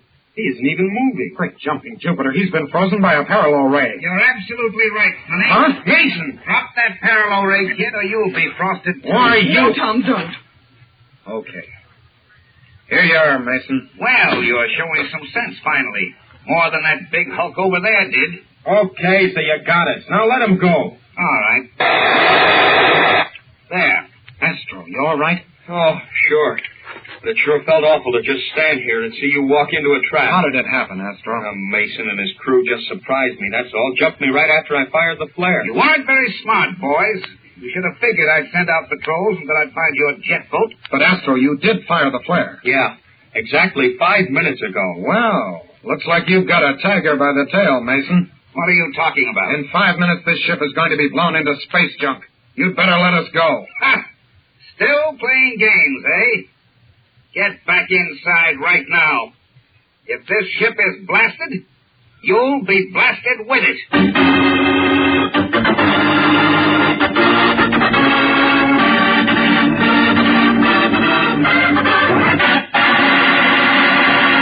We'll return to the exciting adventures of Tom Corbett, Space Cadet, in just a moment, so stand by. Spaceman, everybody's having fun with the Magic Eye, the swell prize you get in every package of Kellogg's Pep. Everywhere you go, you see spacemen trading Magic Eyes, playing games with them, using them for decorations on hats, belts, and jackets. It's really fun. So, if you haven't started your Magic Eye collection yet, there's not a minute to lose. You know, Magic Eyes are those swell plastic discs with the moving pictures on them. When you tilt them up and down, the picture actually changes back and forth. Trains go smoking down the track. Planes go streaking through the clouds. And your favorite stars of movies, sports, and radio entertain you. Paramount star Bob Hope swings a baseball bat. Clyde Beatty cracks a whip. Paramount star Bill Holden works the submarine periscope.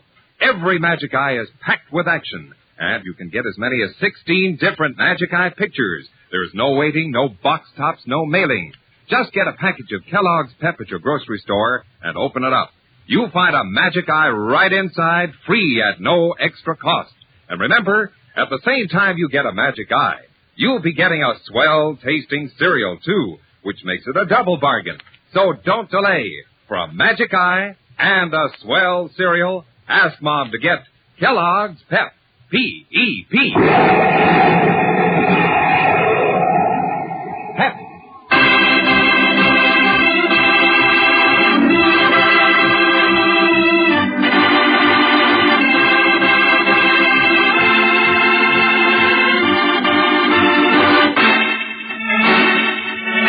Their daring attempt to rescue Dr. Joan Dale and Roger Manning a failure, Tom and Astro find themselves in deadly danger as Mason orders them back into the space freighter, refusing to believe that Captain Strong has fired a space torpedo at the ship.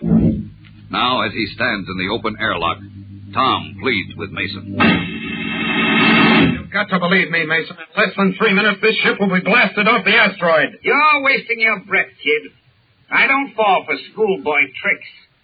Now go on. Get into that airlock, all of you. Only 2.5 minutes now. Shut up, you. You know what will happen when that space torpedo hits Mason.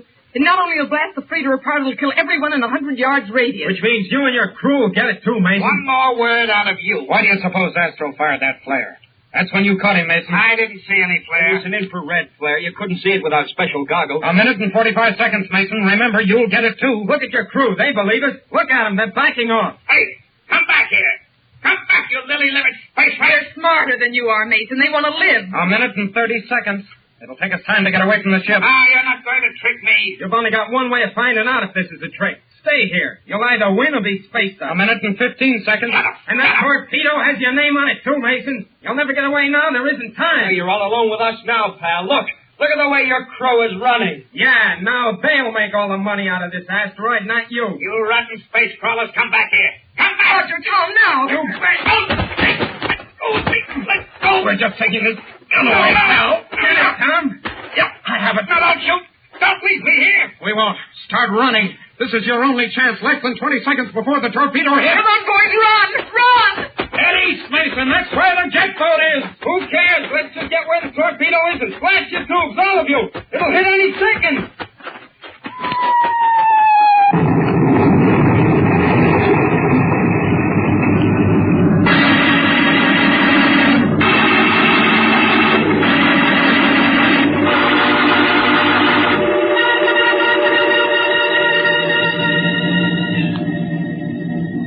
Rocket Cruiser Polaris calling Space Academy Earth. We have found Dr. Dale and Cadet Manning. All hands are safe, and we are returning to base at once. Over and out.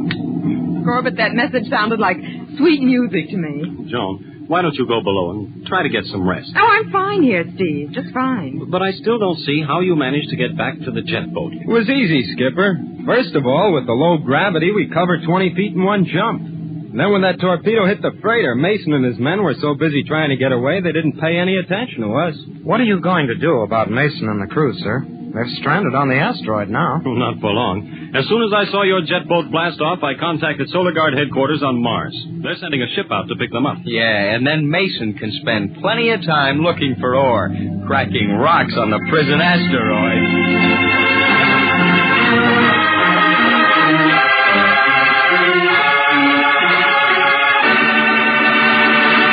Don't miss the next action-packed adventure with Tom Corbett, Space Cadet, on Tuesday, when the crew of the Polaris blasts off on a vacation, only to encounter mystery and danger as they battle the giants of Mercury. Tune in, same time, same station on Tuesday for the next thrilling interplanetary adventure with Tom Corbett, Space Cadet. Brought to you by Kellogg's Pep, the build-up wheat cereal.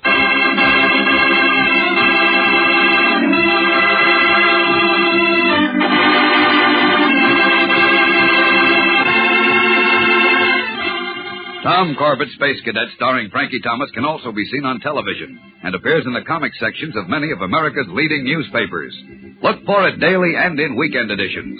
Featured in today's cast were Jan Merlin, Al Markham, Edward Bryce, and Margaret Garland. Today's program was written by Gilbert Braun, directed by Drex Hines. Jackson Beck speaking. Kellogg's Raisin Bran has a secret. Kellogg's Raisin Bran has a secret. And what a secret! In Kellogg's Raisin Bran, the tasty raisins are dipped in honeycomb. That means plumper, more tender raisins, along with delicious golden crisp bran flakes. Both fruit and cereal, all in one box. And no other Raisin Bran but Kellogg's gives you the tender goodness of raisins dipped in honeycomb. That's Kellogg's secret. So for your breakfast, make sure you get Kellogg's, because Kellogg's Raisin Bran has a secret. This program has come to you from New York. America is sold on ABC, the American Broadcasting Company.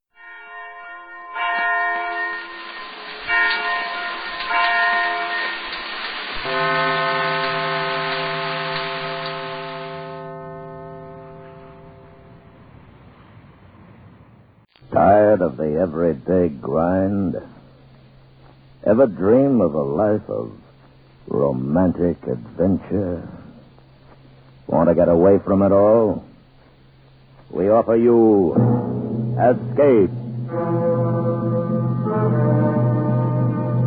Escape, designed to free you from the four walls of today for a half hour of high adventure.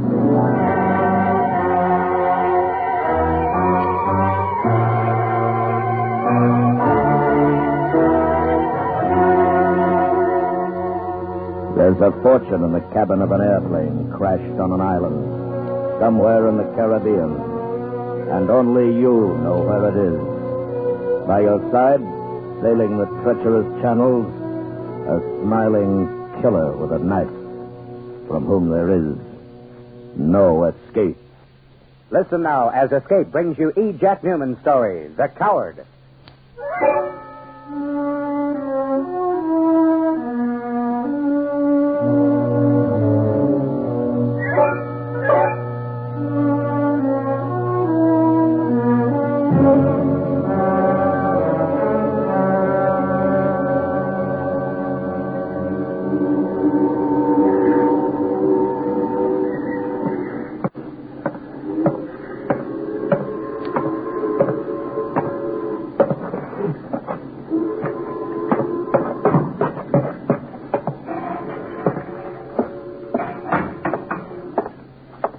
You.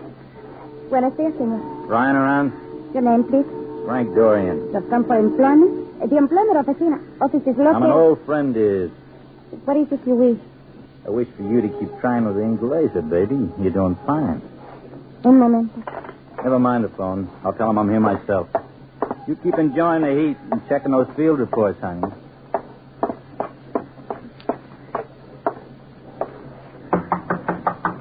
Unit. Frank Dorian. Dorian. Thought you were dead. I'm not. It's a nice little secretary you got there, Ed. Can she spell? Maria does fine. Come on in.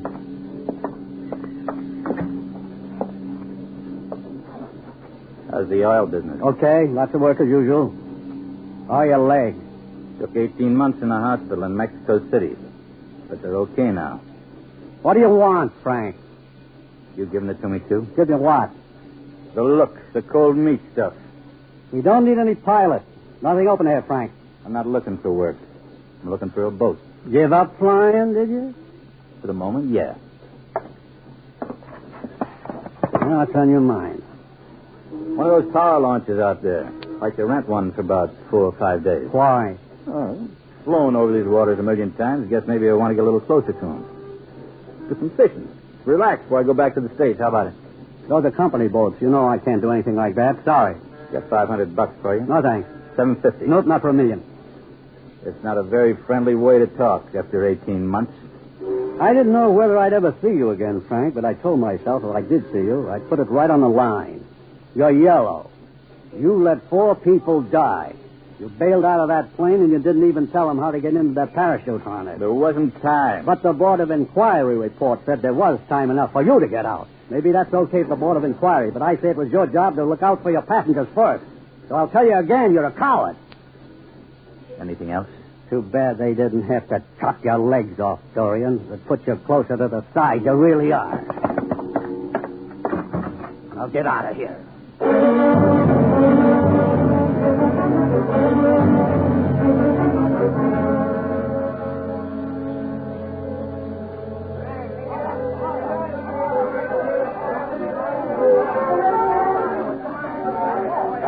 Well, I thought I'd find you here. where else you go on a hot night in Mexican town? Even outside like this, Oh, sit down. Gracias. I like you better out of the office. What's your name? Maria de Silva. Where's your home, Maria? Here? And lots of Americans around gives you a taste of what it's like in the good old USA, huh? See. I want to go there very much. To the United States. Maybe one of those American college boy engineers working for Ryan will turn the trick for you. With the short haircuts and the things they say with the wink of the eye, I hate them. I hate all of them. Still your best bet. Well, I had enough of this. See you in the States sometime, huh? You go now? Nothing around here. I am around here. Huh? Hey, you are trying, aren't you? Maybe. Yes, what is... You laugh at me? Nah, with you. It's warm here. You walk by the water? Sure, I'll walk.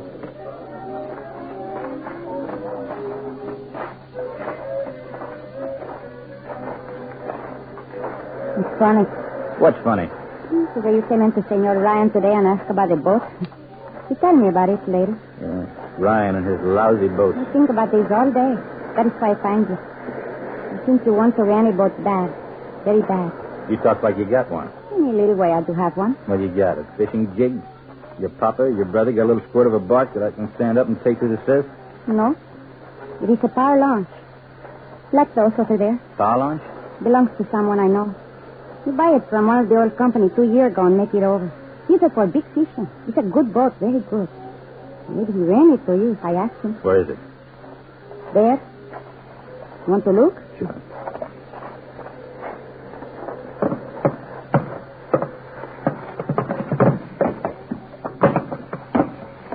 Where's your friend? He's away now. Calls this a boat, huh? It's good enough for fishing. That is why you wish a boat. Yes? You see a good engine. Yeah, I'd have to hear him. You can't tell by looking. He go out many times in this boat. 4, 5, 6 days at sea. Well, Maria, I'll tell you what you do. You tell your friend I'm interested in renting it for 5 days. Tell him I'll give him $300. You would laugh at this. You can take it or leave it. You would leave it. And I guess it's no deal.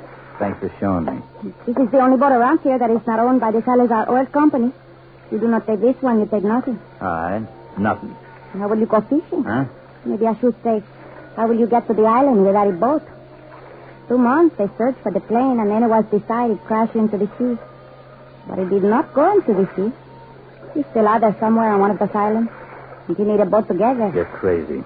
I know there was a payroll on that plane. $80,000. Huh. You got it all figured, haven't you?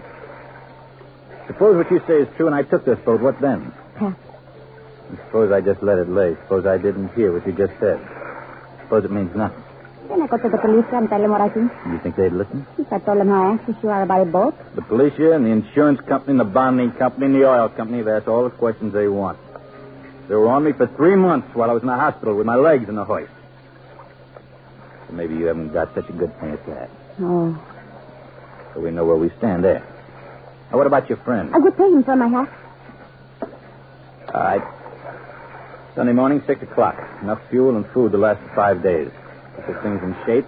If your friend's okay, and if I feel like it, I might take a trip.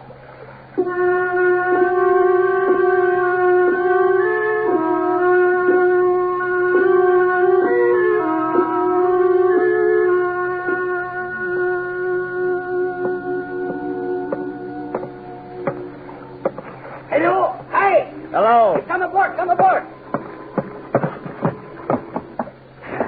I am Rico. You are the Americano?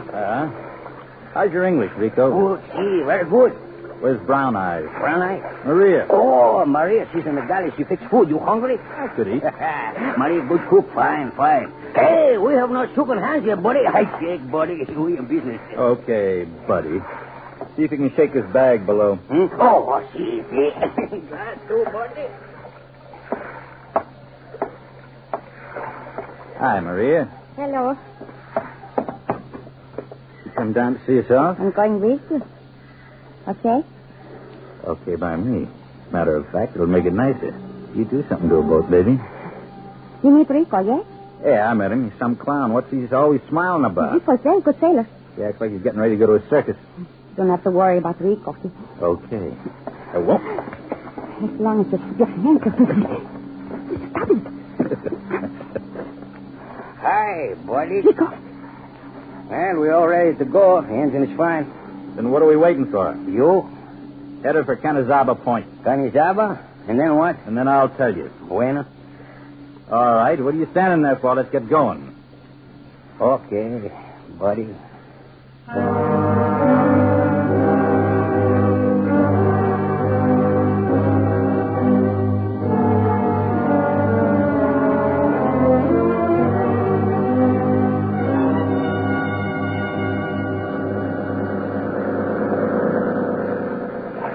Frank. Huh?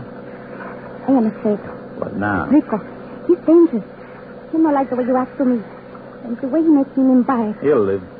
What will you? He wants to get to that island, doesn't he? See? And I'm the only one who knows where it is. That is true, but... But what? But I am thinking of the time after we have been there. If he's feeling that, huh? Come here. What? Let's settle it now. Rico? See? Give me a match. Phosphorus, a brillo. Match. Oh. I know how to match. I do. Here. Light me. Light yourself. Get up. Now light me. Okay, buddy.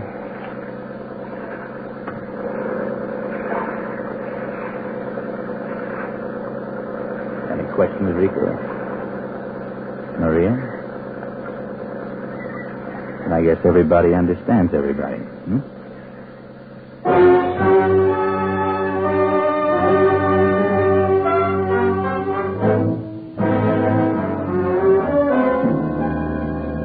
You are listening to The Coward, tonight's presentation of Escape. French, German, Italian, Swedish. Nobody has trouble understanding the language when the language is music. Tomorrow, CBS Radio presents the classic works of the composers round the world on our World Music Festival. Hear it tomorrow on most of these stations. And now back to Escape and the second act of The Coward.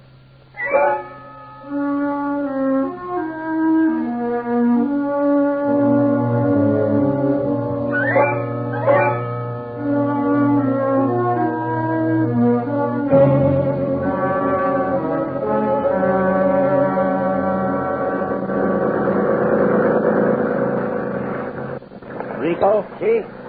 Where are we? Canisaba, that is the point there. Never seen it from the water. It looks different. That is it. Okay, let's look at that compass of yours. You know what you do? I know. Okay, we set here. You steer this line. See? And keep on it. For how long? There's no island that way, only the open sea, no island. You ever been that way? No. I have. Okay, buddy. Marie, you asleep? I'm asleep. What's your Enrico? Huh? He laughed at you, Frank. He laughed at you all the time, even though he lied the match. He laughed like you know more than you know. Can do more than you can do. Go to bed. You're shivering. I wish nothing to happen to you. I don't get it. Get it? You and Smiling Boy, when all this is over, what happens? Rico and Guy go to United States. I thought it was something like that. So why worry about me? I'll tell you. Even with $40,000, you might not be able to make it. Immigration's tough, and the money wouldn't help much if they were looking for you. U.S. immigration can be awful tough on illegal entries. You got something like that in mind? I'll speak to you later. No. Right now. Yeah. This trip isn't going to last much longer. Is that close to the island? Be in sight tomorrow morning. Once we get that cash in our hands, Rico isn't going to play along if I got him pegged right. Pegged? You know what I'm talking about, baby. Probably told you how he's going to stick that knife in me so you and him can take the whole works, right? Yeah. You two talked it over. Let me tell you this. Rico isn't going to be able to get you into the United States, but I can. You? If you are my wife. Oh. Frank, what would happen to Rico? What do you think?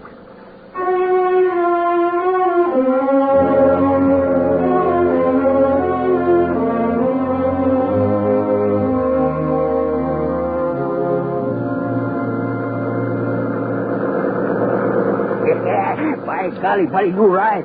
What island they call it? They call them nothing. It's at the spring end of the Santa Gabriel, as near as I can figure it. Which one? Which one we go to, buddy? I'll head her in for that point of rock there. Bueno. I better check the deck. Frank? Huh? All night I think of what you say. Yeah? I am with you. Okay. What you do with that gun? I need it. Hi. Get rid of him right now. We don't need him anymore. But the boat? I can handle it. Hey, buddy, come here quick. What's the matter? Come here. Come here quick.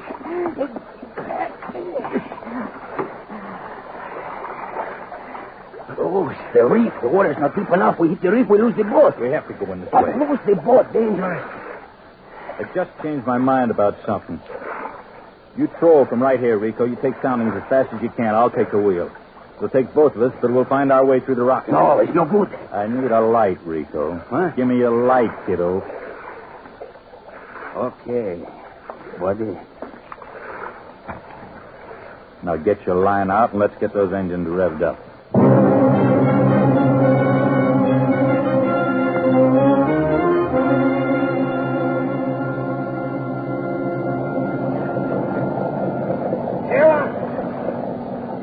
Now 6. Now 5.5. 5. In your 4. Okay. We cannot clear. We draw 3 feet. That gives us a foot extra. Hold on to your hat, buddy. My boat! Shut up!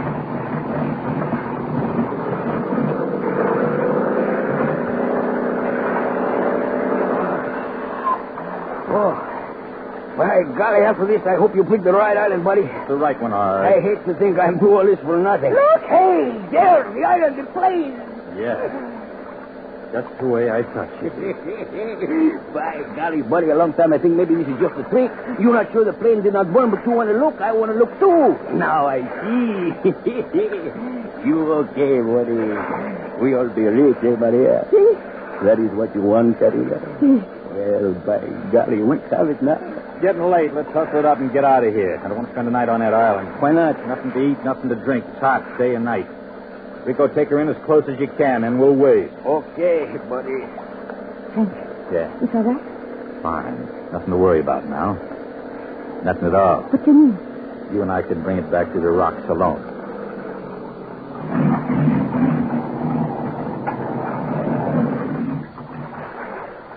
We are here. Okay, let's go. I'll give you a hand over the side, Maria. Roger. Here. Why is it the plane's not find her? They didn't look in the right place. She's half buried in a loose rock. How you doing? Bueno.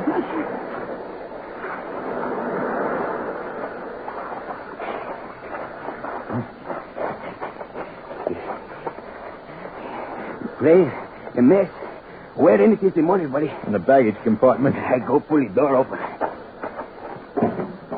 By golly, she's stuck hard. I'll give you a hand. You can get it now. Yeah. Got it. It's locked. Give me your knife. Huh? Oh, here.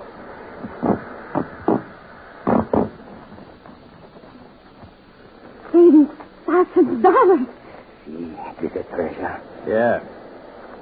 Just about enough for a man to enjoy some things. Huh? Thanks for the knife, Rico. Where's the buddy? Where's the buddy? You wanted my knife. Now you got it. Adios, buddy. You killed him. It is all of it. All that happened to him. Now, too. Yes, but you also. You bleed. Scratch only, Carita. But he, my buddy, he will die. I think it's nice. You should stay here and watch. You can die with him. No, no. It's what you wanted, to be with him. You have him now. No. Adios, querida mía.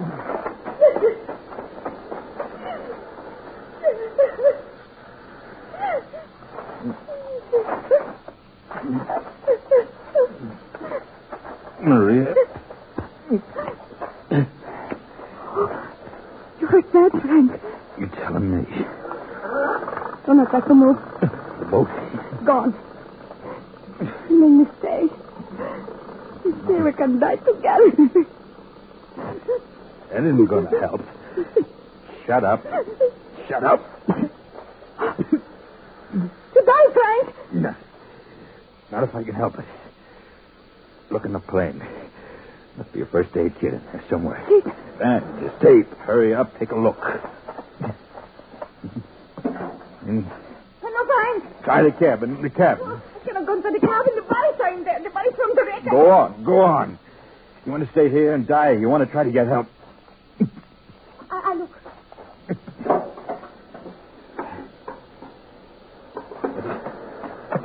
Frank. This is it? Yeah. Come on, get it open. You all right? I'm all right. Okay.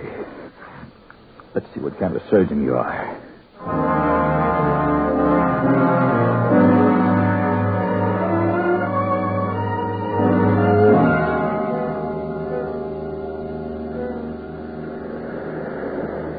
Better now? Yeah. Knife must have bounced off a river. I'd be dead by now. What will happen to us? We got to get some help. Make flares, signal, something. Do you think anybody sees? Somebody has. We need food. There's no food. Only stay on the rock. The radio. radio on the plane. Why, look. We smashed to pieces. We die, Frank. We die here together. Suppose you could build a fire?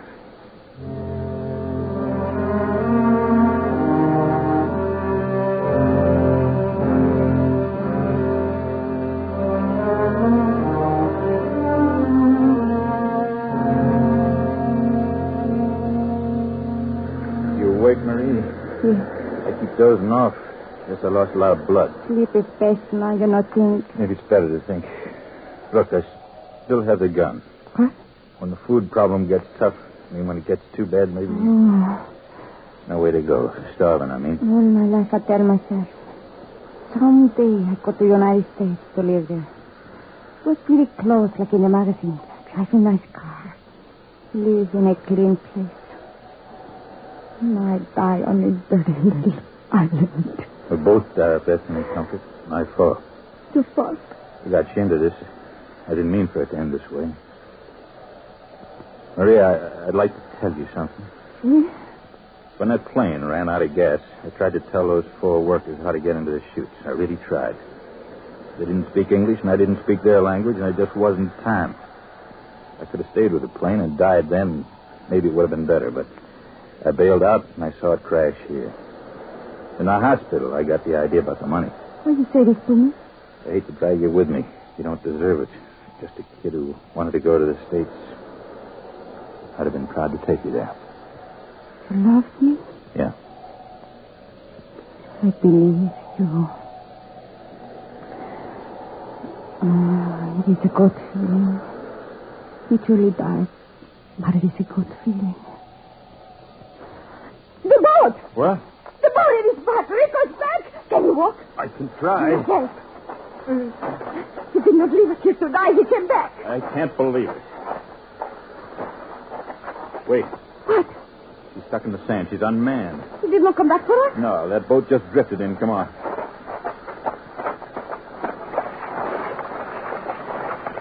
Oh. What? On the railing. He couldn't get out. He couldn't get through the reef alone in the knife fight. He bled. He's dead, Maria. And now we will live.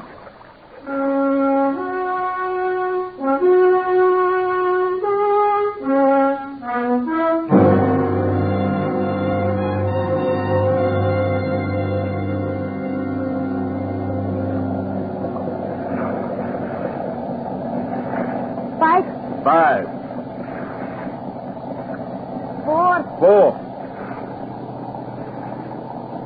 You make it? We made it this far, baby.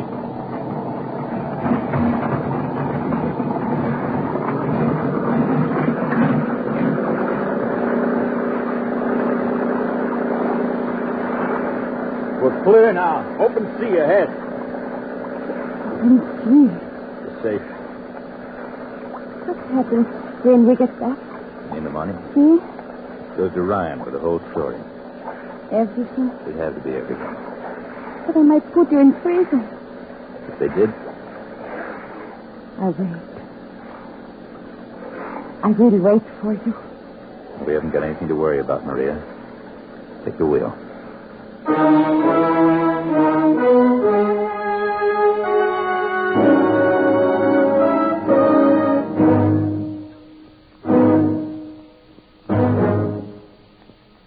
Escape, produced and directed by David Friedkin and Morton Fine, has brought you The Coward, a story by E. Jack Newman. Featured in the cast were Barney Phillips, Virginia Gregg, Lou Merrill, and Herb Butterfield. Your announcer, Bill Anders. The special music for Escape is composed and conducted by Leith Stevens. Next week. You are running over the fog rock cliffs of Dover. By your side, a girl who believes you are a madman. And pursuing you, bent on destroying you, a man whose terrible secret you've stumbled upon, and from whom there is no escape. So listen next week when Escape brings you Walter Brown Newman's story, 2 and 2 Make 4.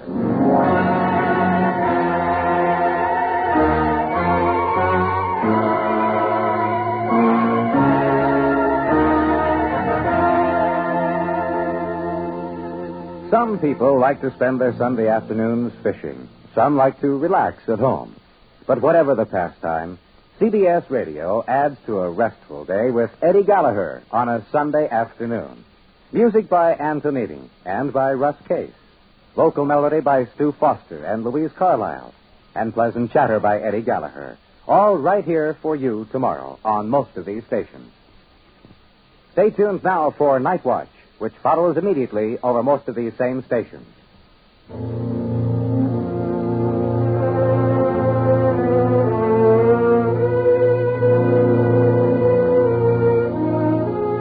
America listens most to the CBS Radio Network.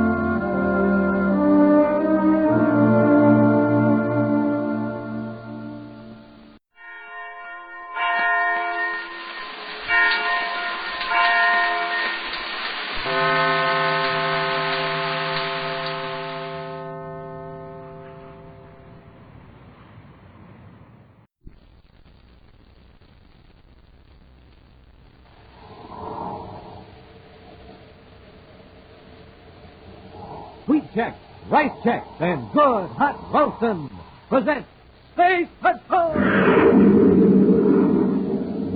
High adventure in the wild, vast reaches of space.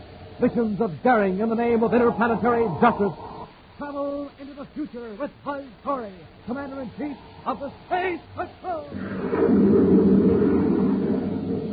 In today's transcribed adventure, Buzz and Happy have entered a damaged spaceship far out beyond the Pluto orbit to rescue two unconscious men.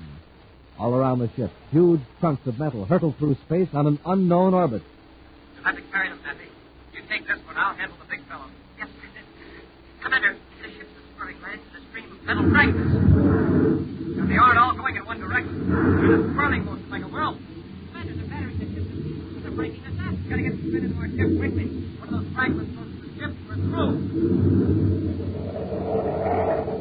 We'll be back in just a moment with today's Space Patrol story, The Strange Gift of the New Star.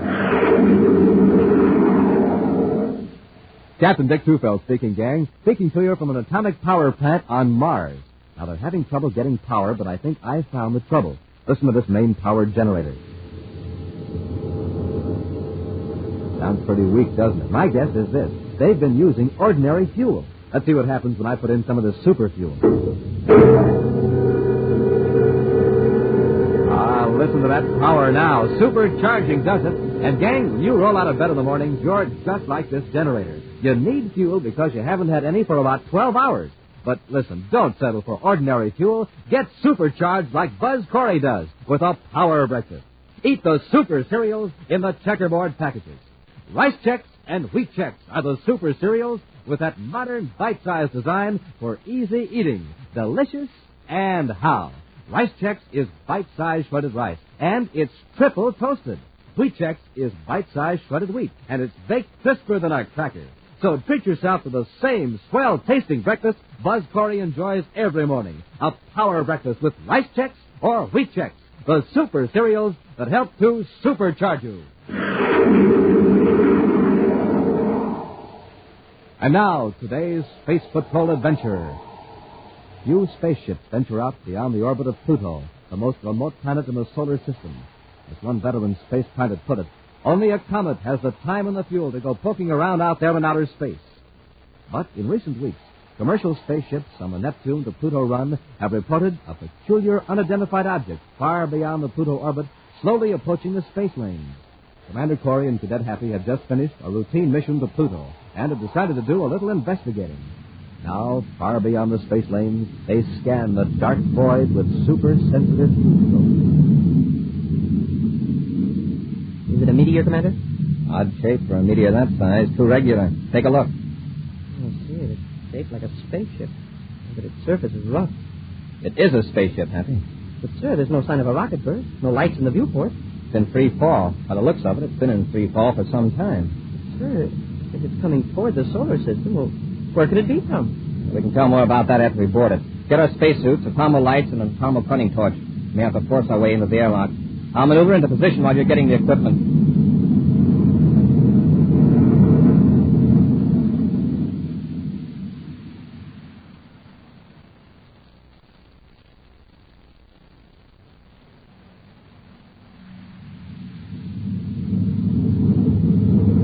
Stand by to cut rockets.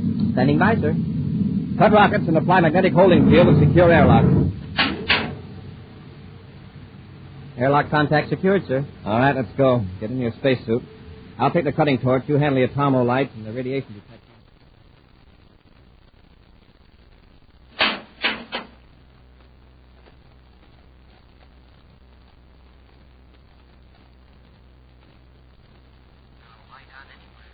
Flash your light over here, Happy. See if we can find the registry number. Door's open, sir. Nobody in the control compartment. No lights. Maybe this is a lost robot control job. I see the number now. It's U87. U87. Let's see, that would be... That's an old registry number, Happy. The ship must have been out of commission for 5 years. That I can believe. It's not a robot job, no. Better take a look around. Search the aft section. Yes, sir. Hey, look there on the floor. Empty ration containers. Turn your light on the air indicator. Should be up there in the bulkhead. Hold it, that's it. You read it, sir? There's some air in the ship, but the carbon dioxide factor is above the danger level. Commander, look back there, down the corridor. There's a man on the deck. Hold the light on him, Happy. I'll turn him over. Is he alive? Yes. I'll have to work fast. Getting back to our ship and try to bring him around.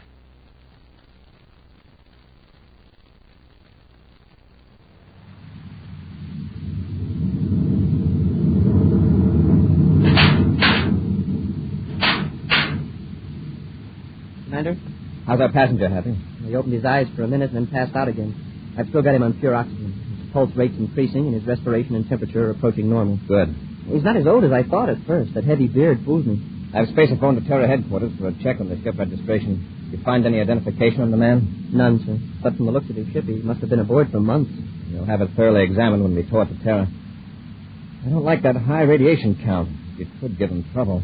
I wonder how long he's been exposed to it. It may not have been as bad inside the ship, but the rate from the hull is terrific. He must have had some experience. Why, he may have circled through a part of space where no one has ever been before. Base Control Terra calling Commander Corey aboard Terra 5, Sector 7, through to orbit. Base Control Terra calling Commander Corey. Corey here, go ahead. I have some information for you now on spaceship U87. Happy, go back and keep an eye on our patient. Yes, Commander. Let's have it, Space Control. U87 is a Saturn registry ship owned by Joe O'Malley. Joe O'Malley? Yes, Commander. We've run a check on O'Malley. He escaped from Space Patrol officers just over a year ago after his arrest on Saturn. Why was he arrested? On suspicion of foul play against his partner, a man named Wes Pence. Everything indicated that O'Malley had disposed of Pence's body. And O'Malley escaped rather than face trial. Yes, sir. Well, he's awfully close to cheating justice right now. Notify the Terra Hospital to meet our ship. Yes, Commander. And have a crew of technicians ready to examine O'Malley's ship. We're bringing it into Terra. It's hot. Radiation? Right. Hurry out. Commander, he's conscious now. He's talking, but, well, he's still pretty weak. I'll go back and have a look. He wouldn't tell me where he's been. I asked him, and he acted like he wanted to slug me. Did you get his name? Yes, sir. Was it Joe O'Malley? No, sir. He says his name was Wes Pence. Wes Pence? Had he put on full acceleration for Terra? We've got a double mystery on our hands.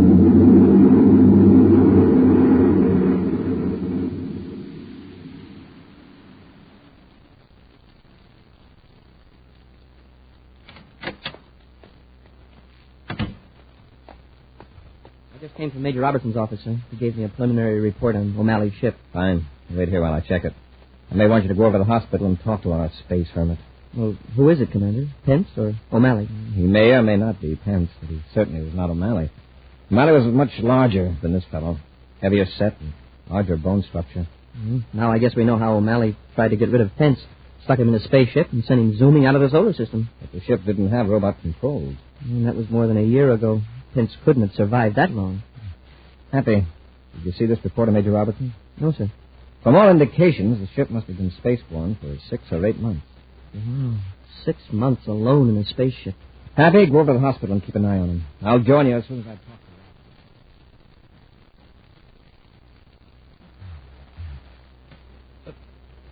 to you.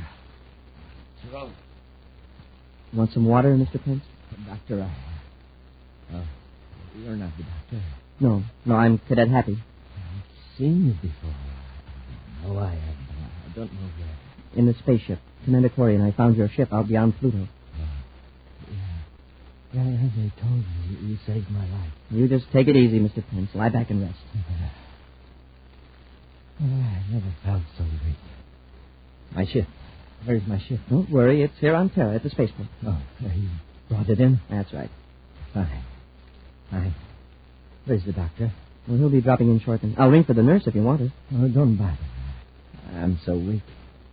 Oh, could you get me some water, Cadet? Sure. And raise the head of my bed a little less.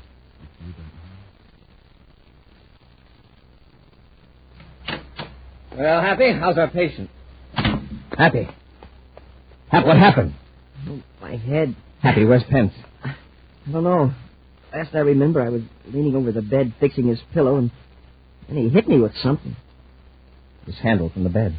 But he seemed so weak. He tricked you, Happy. He's escaped. But why? Why, Commander? He's not a criminal. We're not sure he isn't. Robbie's men found 1 million credits worth of stolen uranium hidden aboard his ship.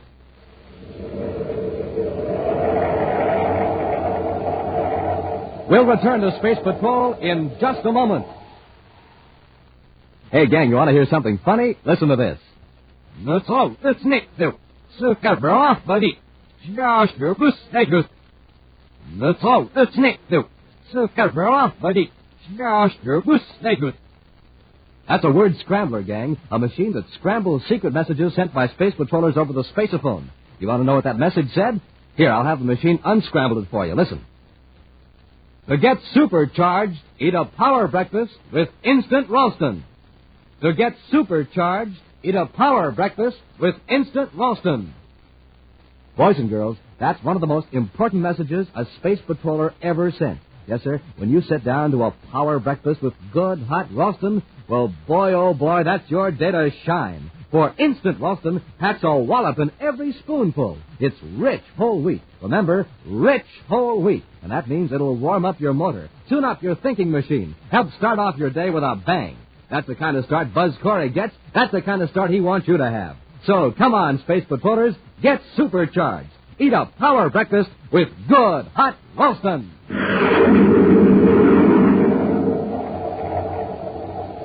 And now, back to our Space Patrol adventure, The Strange Gift of the New Star. Far beyond the orbit of Pluto, Buzz and Happy found an apparently deserted and powerless spaceship. Aboard, they found a man who identified himself as Wes Pence. This created another mystery. For more than a year ago, Wes Pence had been listed as a victim of a fatal assault by his partner, Joe O'Malley. O'Malley, in turn, has been missing since his escape from Space Patrol officers months ago. Buzz brought Pence to Terra and placed him in a hospital for treatment. But when Buzz entered the hospital room, he found Happy unconscious and the supposedly weakened patient vanished without a trace.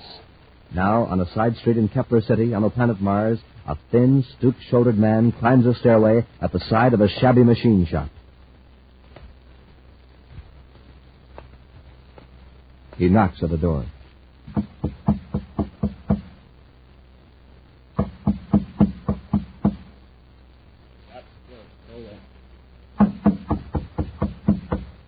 Better open up. It's business.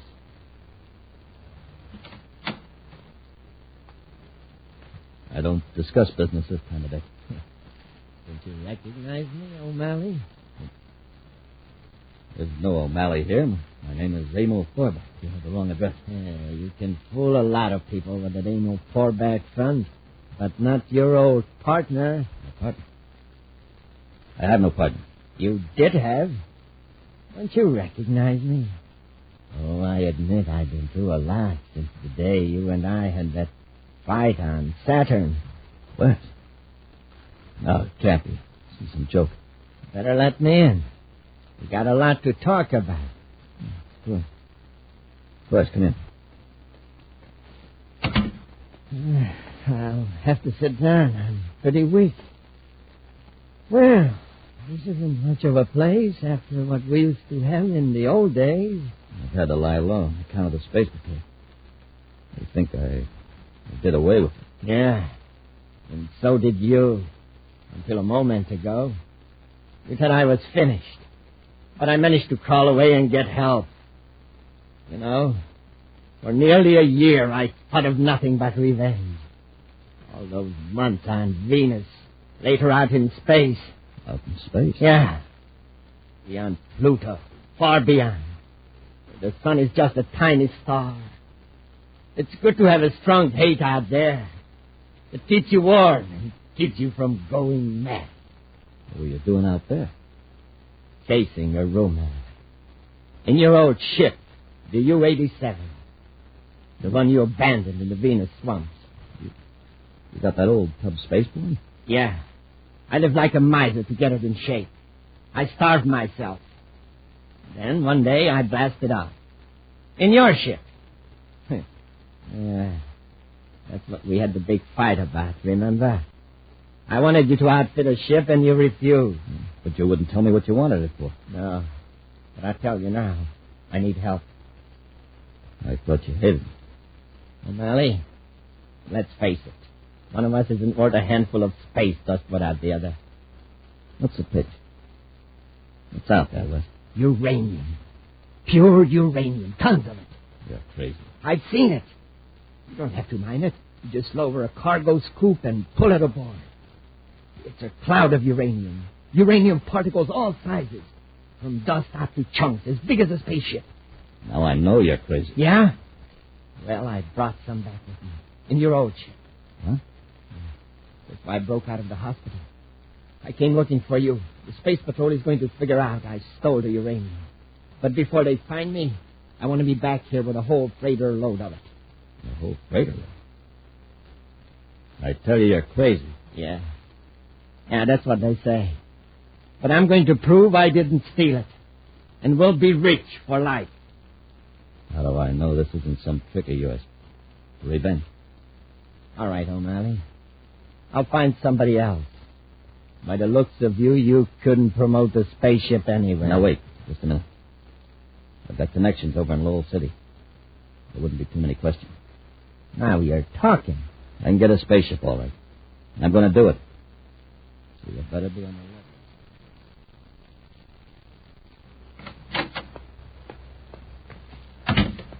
We got a line on Pence, Happy. He's gone to Mars. To Mars? Yes, in a regular passenger ship. How did he get the money? From a safety deposit vault in the Terra Bank. Pence put it there 2 years ago. The banker got suspicious and reported that he identified Pence from a description. Oh, and then you checked with the spaceport? Right. He got on the transport ship to Kepler City. He's going to blast off right away and lead the search for him. As soon as he realized his ship was here on Terra, he knew we'd found the stolen uranium. That's another mystery about Pence and his ship. That uranium wasn't stolen. A careful check has been made at every plant handling uranium. None missing. But if he didn't steal it, well, why did he run away from the hospital? The more important question is if he didn't steal it, where did he get it? Hey, that's right. Pence couldn't have owned that much ore by himself. Suppose that uranium wasn't processed. Suppose it's natural, pure uranium. But, sir, it doesn't exist that way anywhere in the solar system. At least not in huge chunks like that. No, not in the solar system. But where did we find Pence? The rockets. He had been outside the solar system. I have an idea Pence is going back. Where he came from. For more uranium? Mm-hmm. But unless he gets medical treatment soon, it won't do him much good. Huh? Pence is in a very bad way from his last prospecting trip. Come on, Happy, let's get to him.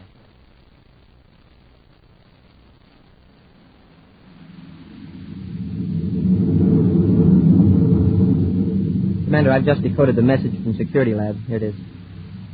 Very interesting. Rather startling, isn't it, Happy?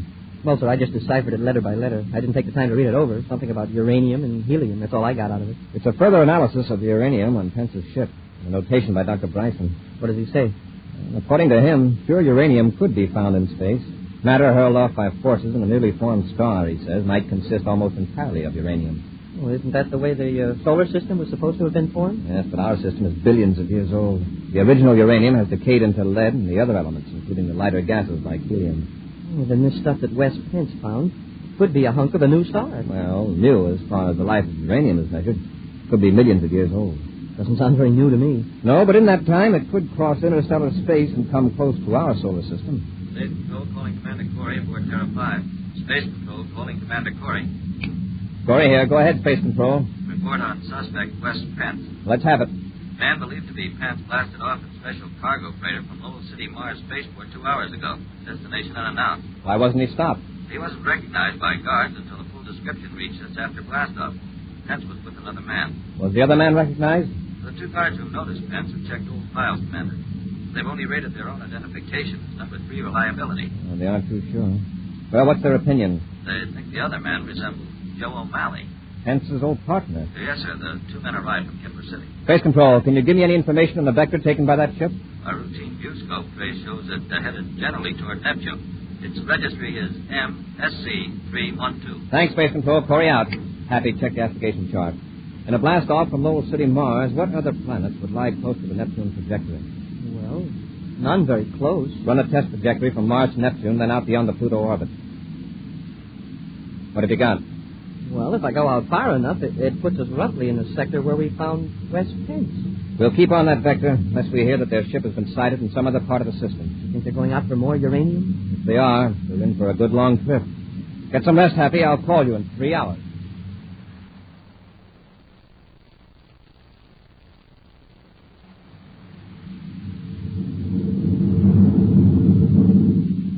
How much further is it? Just hold this vector. On my best calculation, the uranium cluster is moving at about the same velocity as Pluto, which means we're in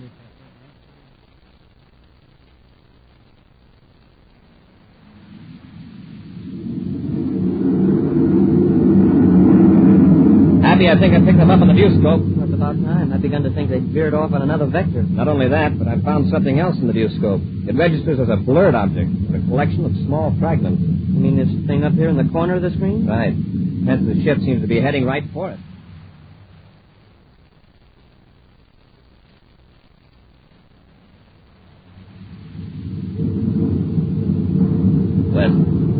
Wes, what's that in the viewscope? I told you a while ago it's the uranium. We're nearly there. No, I mean the rear viewscope. It's a spaceship. Huh? Hey, you're right. And if they're out this far, they're after us. What do we do? We'll lose them in the swarm. Huh? We'll get the uranium between us and them. When they get closer, those pallets will cloud out their viewscopes so bad they'll never find us.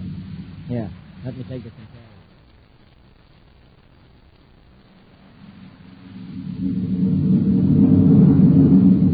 Put on more acceleration, Hap. Keep them in sight. Crazy fools. What are they up to? They're flying right into that cluster. And it's uranium, all right. Our radiation instruments are going crazy. Pence must be trying to pick up some chunks at this speed. They'll crack up sure. Probably trying to ditch us. Don't get any closer till we determine their next move.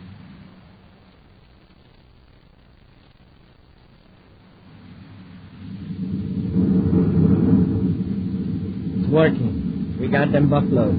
Space Control, all right. Yeah, Terra 5.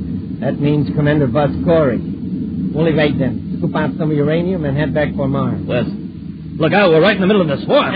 Calm down. We're keeping pace with them.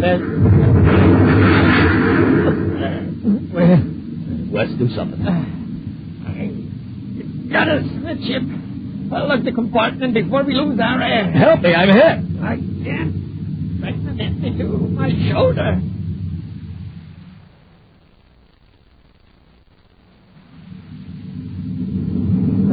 Their ship's wrecked. They got a big chunk right ahead of their power unit. Get our spacesuits, Hap. We're going in and get them.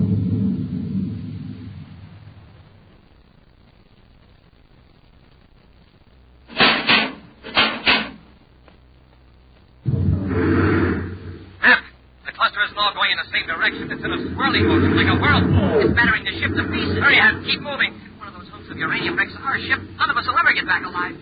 Look, Commander. The nose port is cracked. This is the big break. Hurry, we gotta get Pence to put into our ship before this one's riddled. Yes, sir. Into the airlock.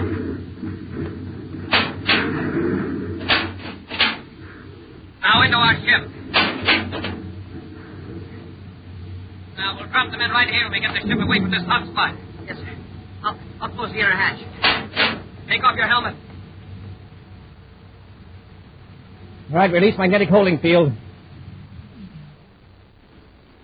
Field out, sir. Now to fire rockets and get away from this uranium bombardment. We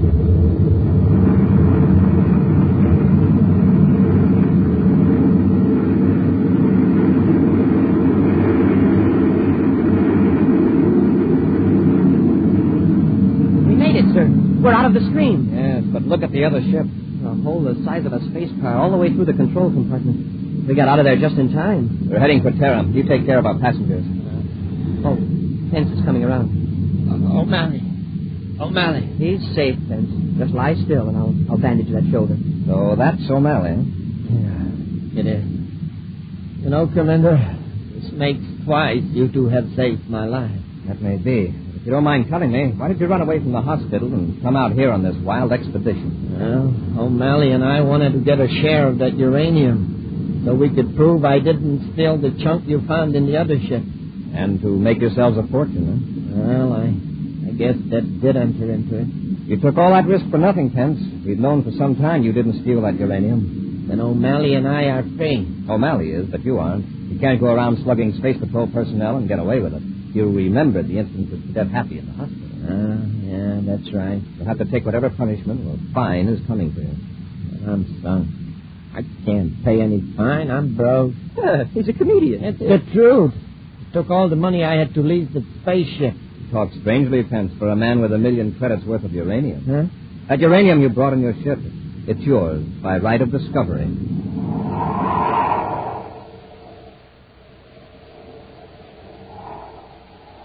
And now, an exciting preview of next week's thrilling Space Patrol adventure.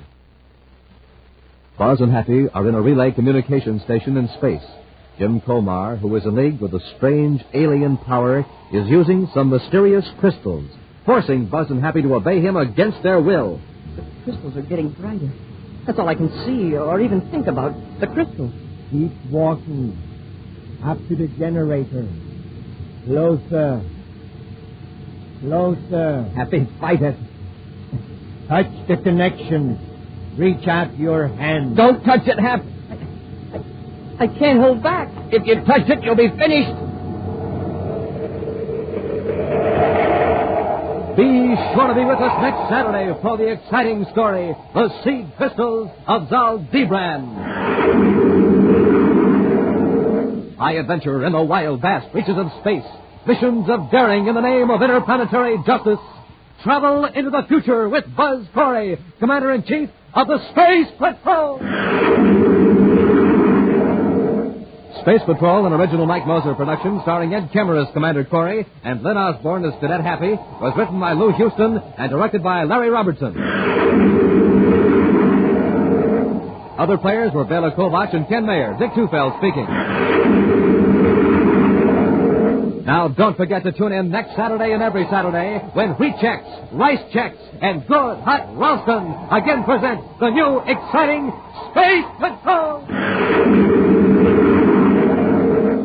And be sure to see another exciting Space Patrol story on your local ABC television station. Consult your local newspaper for time and channel. And now, a special word to mothers about a clever new idea. A salad that looks like a queen's crown, studded with jewels. It's peach coronation salad, one of the easiest and thriftiest salads you've ever made. All you need is creamy cottage cheese, bits of maraschino cherries, and canned cream peaches from California. To make peach coronation salad taste its luscious best, serve with rye crisp, those crisp, toasty wafers with a wonderful, hearty rye flavor. For pictures of peach coronation salad, watch newspapers and magazines during the entire month of March. Your groceries also feature in this colorful salad. Look for coronation salad displays at his store today. Be sure to serve with rye crisp, the perfect food to make other foods taste even better. For your figure's sake, make your bread rye crisp all the time.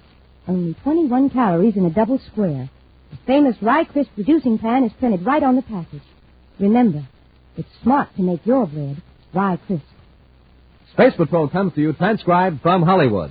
This is ABC Radio Network.